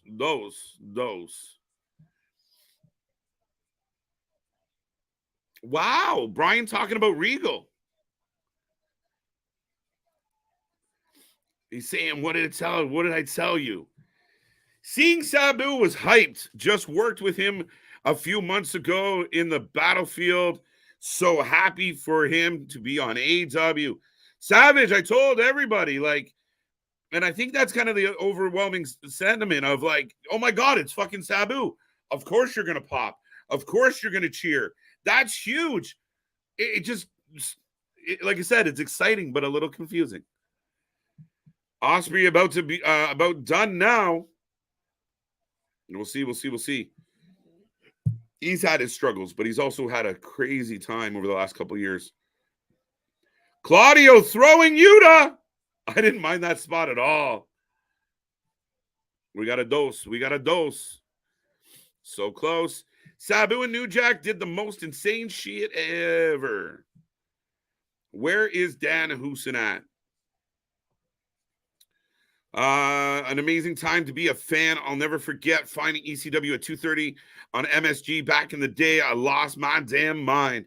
Money, I got a similar story because, listen, I'm in Canada, so you have that little bit of constraint trying to figure out where it all, to get any of this. It was a battle to find some of these shows at times. Like when I was a kid, if you missed the live Nitro, we got it on Wednesdays in the afternoon. So as a kid, that's kind of where I would see it. ECW, again, a Friday night, flicking through the channels. What the fuck is this? And I think one of the first things I ever caught, when I first tuned it in, I'm pretty sure it was Sandman. That I was like, who is this guy? And the rest is history. Oh, they're the Bucks. Here we go. All right. We get the double stomp, and Yuta is donezo. Victor for the W. Sandman and Y2J. Sandman can barely move, bro. Oh, Brian's pissed. So the Bucks getting the last laugh here at the moment. The Lucha Bros retain. Brian's pissed off, but just glaring like an angry dad. What'd Money say? An amazing time to be a fan. I'll never forget. Okay, I got that one. I forgot I read it, apparently. 5-0, says Victor. The Bucks. Now, is that enough? We got more? Oh, here comes Mox. I'm going to eat their blood. I'm going to go get them. I'm going to run the stairs like Rocky. So the Bucks are smirking and walking away.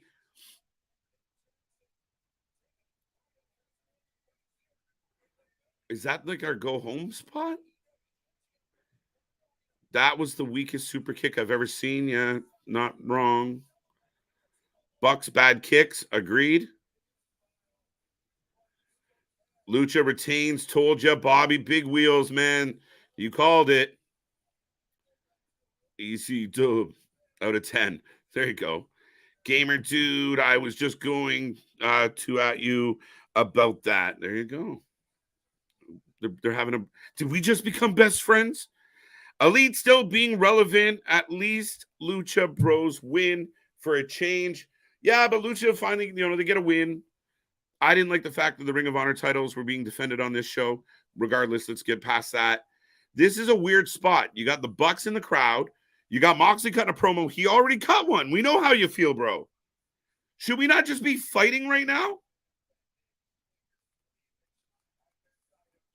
We've already heard this shit, John. If you are squeamish, if you don't like blood, you haven't seen anything yet, we saw this. We should be going off the air with, holy fuck, this is going to be crazy. 5-0. And I think the BCC should have won the fucking Ring of Honor belts.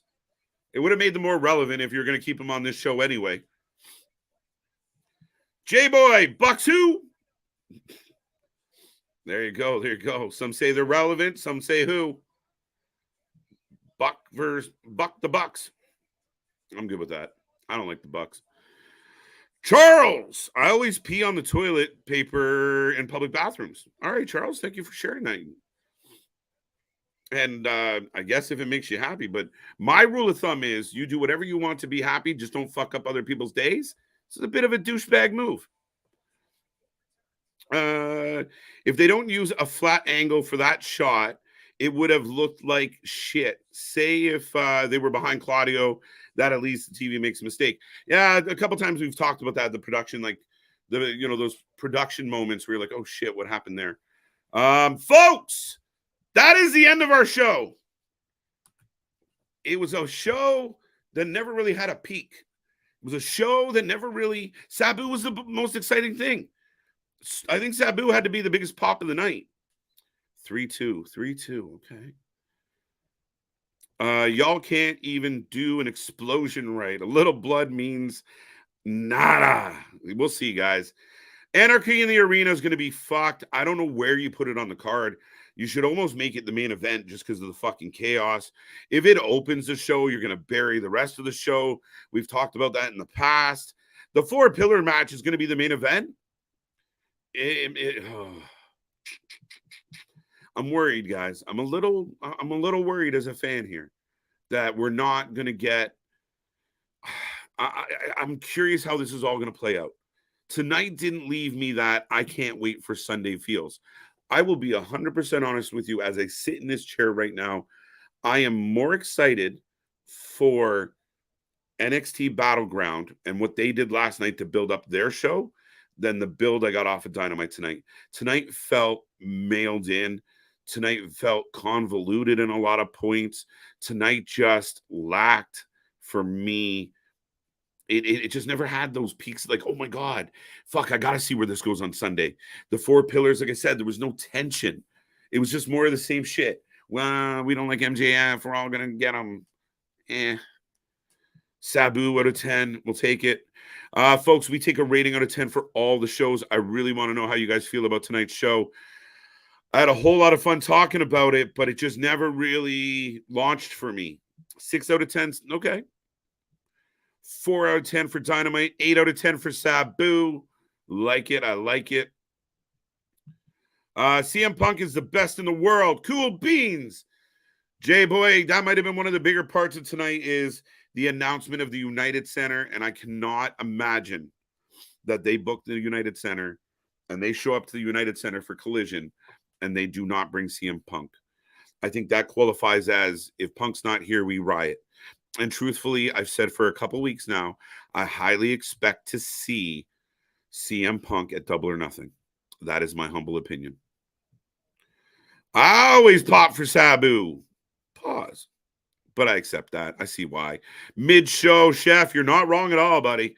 5 out of 10. I'll take that. It's the most random show I've ever seen. I don't know about most ever. I struggle with some of the absolutes, but it was up there. In the realm of at least 2023, that was the most sporadic, all over the fucking place, ADD booked fucking go-home show I've seen in a minute. And I know some people are going to get out there. I know one guy in particular, the worst he can, it was okay. That's the word. That's the biggest insult he can throw at AEW. It's either like, it's fucking amazing. That's okay. Instead of just calling it real, let's be real about it. 7 out of 10, 7.5 out of 10. Bobby liked it way more than I did. 5 out of 10. You know what, Boston? I'm going to jump on this one. 5 out of 10 for me. I'm not going to fail him. We'll give him a passing grade. I'll give him 5 Sabus out of 10 chair shots.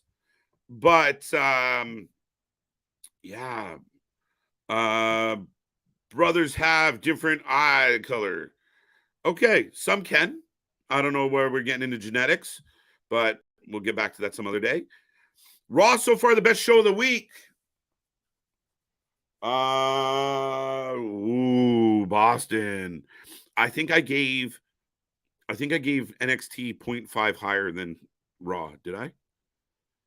It was close. Oh no, I didn't like. No, I'm wrong. I'm lying. I'm making shit up. Raw might be the best show of the week so far. SmackDown's a tape show.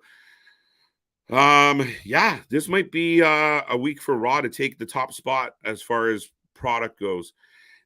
This was a weird go home show, guys. I'm telling you, part of my concern is when you look at, and I'll run this through quickly because I know we're heading towards the door. I see the numbers topping off. People are heading to bed. 6 out of 10 from chair. 4 out of 10. Got that one. Good night, Larry. Do you think Chris Jericho versus Adam Cole is going to be good? No. I'm not optimistic. I think it's going to be another Jericho match. It's unsanctioned. Now Sabu's involved.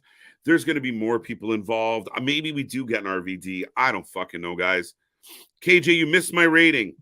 Well, super chat that shit. I'm fucking with you, buddy. 4 out of 10 from Bonkers. 5 from Vance. Anyone else I miss? Great show, artist.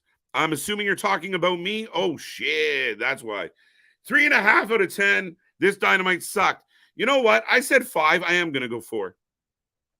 And the more I talk about it, the more I kind of think about it. Here's my concern about Double or Nothing in this go home show. FTR, Jeff Jarrett, Lethal. We saw a build for that angle tonight. The best part of that, and one of my favorite parts of the show, was Mark Briscoe coming out, being Mark Briscoe, smacking the shit out of everybody. But I don't like where this is going. I'm not sitting there like telling my buddies and my friends, oh, guys, I can't wait for FTR and Jay Lethal and Jarrett. Because I know that's going to be more of a gimmick match than an actual, oh my God, let's not forget about this tag match. It's not going to be a tag match to remember. It won't be. It can't be. Maybe they'll overachieve. I don't see it with the people involved. I don't. 4 out of 10, and I'm being nice. Bash, I'm with you. 5.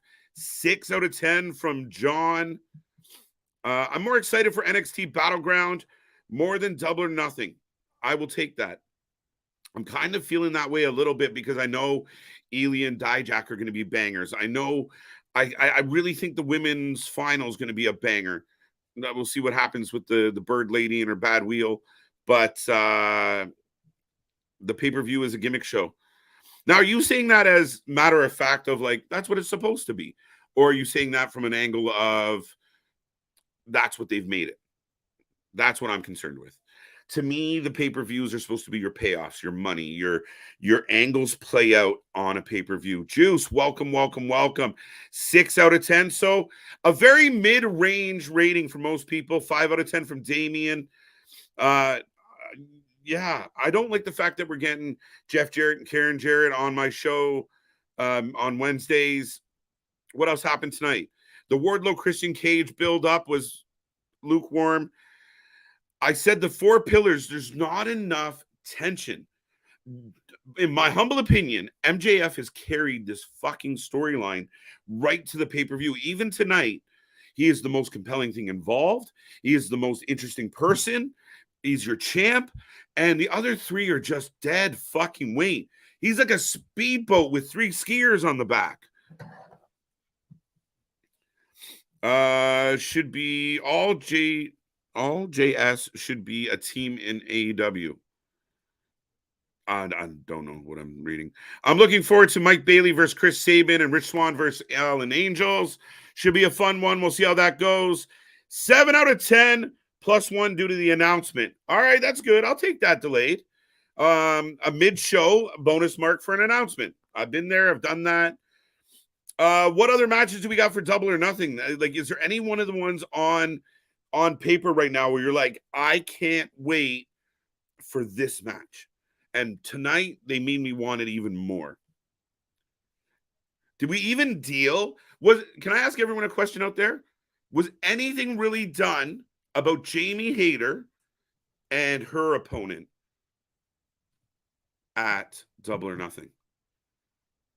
Other than the graphic, did I miss a segment where they built up Jamie Hayter's title defense? Am I wrong? I don't know. What a weird night. Florida 3-2 in the third. Another 1-goal game. Don't count Carolina out yet, guys. Sammy is doing one of the worst face turns. Sammy's face turn is bad because it's forced. Sammy's face turn is bad because he's now acting. And we can tell. Because he's not a good actor. They're trying to... I don't know why. You could have kept him heel-ish.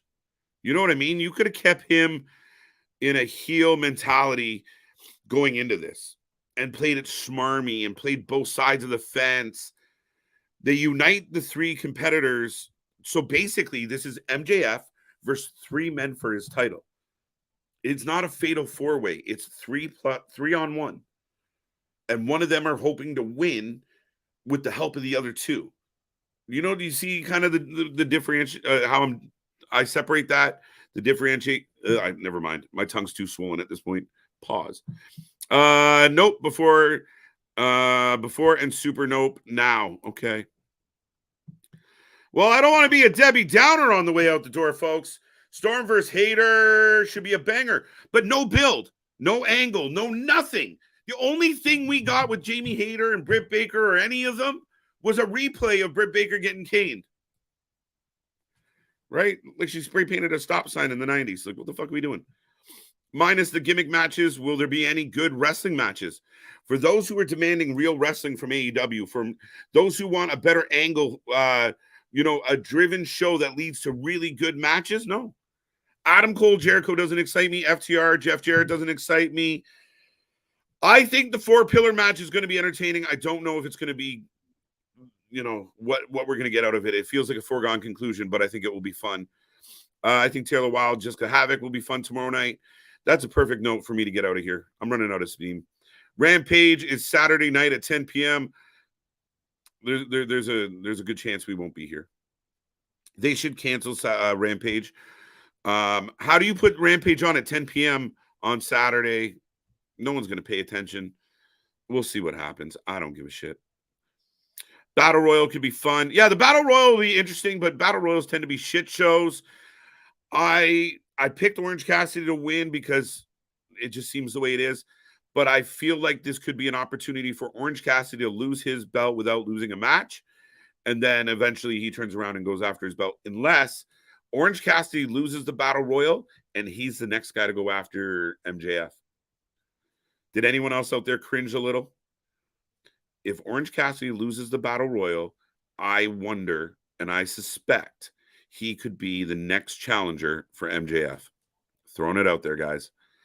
Big package for Tony versus Hater KJ. That's it. Okay. Could have probably got something else in there, but I mean, they built up the Jade match a little. I think Under Siege NXT Battleground, I'm more excited more excited for than Double or Nothing. KJ, I'm okay with that. I gotta go. Wrestling for Life Network, always 10 out of 10. Boys and girls, ladies and gentlemen, this was a fun one. Big shout out to Big Nick. Big shout out to the rest of the family. Big shout out to all the people that showed up on this chat. Whether you should watch us live, you watch our recordings. Hey, do me a favor. If you're still watching, when you leave here, go check out our prediction videos. We put out 3 prediction videos today. They're 5 minutes or less. We rapid fired our predictions. Go check them out. Comment on them. Let us know if we're crazy. Let us know if you like it. Let us know what's up. OC MJF. No, I just ruined Bash's night. He's going to be having fever dreams about this shit. I got a feeling. I watch Rampage, KJ. Listen, Night of Champions ends early evening. If we're feeling good and we're still rolling, we might still be on when Rampage kicks off. We might not be. We don't promise anything. We try to not underdeliver ever. So I pick Miro or Andrade for the Battle Royal. I want it to be Miro, and I would like to see Aiden English at his side. I think if everybody comes out to the ring and everything's quiet and we think we're about to get the start of the Battle Royal, and out of nowhere you get Aiden English doing his thing. And I know it'd be Miro Day now, right? But, it's Miro Day. I think the place would come unfucking glued. Give me that. Let's go. With all that being said, ladies and gentlemen, I think I'm officially out of oxygen. This was an interesting night. I, as an AEW fan, want a little bit more.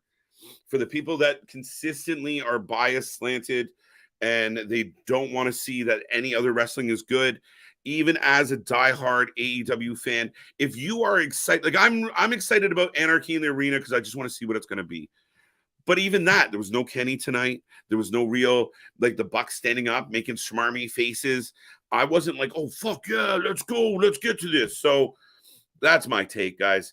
Tony didn't do the best of jobs. But I get a feeling that when Tony's fucking around and always fucking with lawyers and trying to get CM Punk back and trying to calm the Bucks down and trying to get Ace Steel to secretly have a job, when you're dealing with all this shit, how do you focus on your shows? When you got 3, 4, or 5, what are you going to do, Tony? Tony, tonight wasn't your best performance. I give it a 4 out of 10. I give the chat and the fans a 10 out of 10. Don't forget, folks, like, subscribe, share, check out all our links. Be a part of the family, and make sure you come back tomorrow. Make sure you come back Friday. We got Impact. We got Under Siege. We got SmackDown. We got Night of Champions. We got Battleground. We got AEW Dynamite. Double or Nothing. All live. All here. Like, share, subscribe. Thank you so much. I don't have a little spiel other than see you on the flip side, and good night. Bye.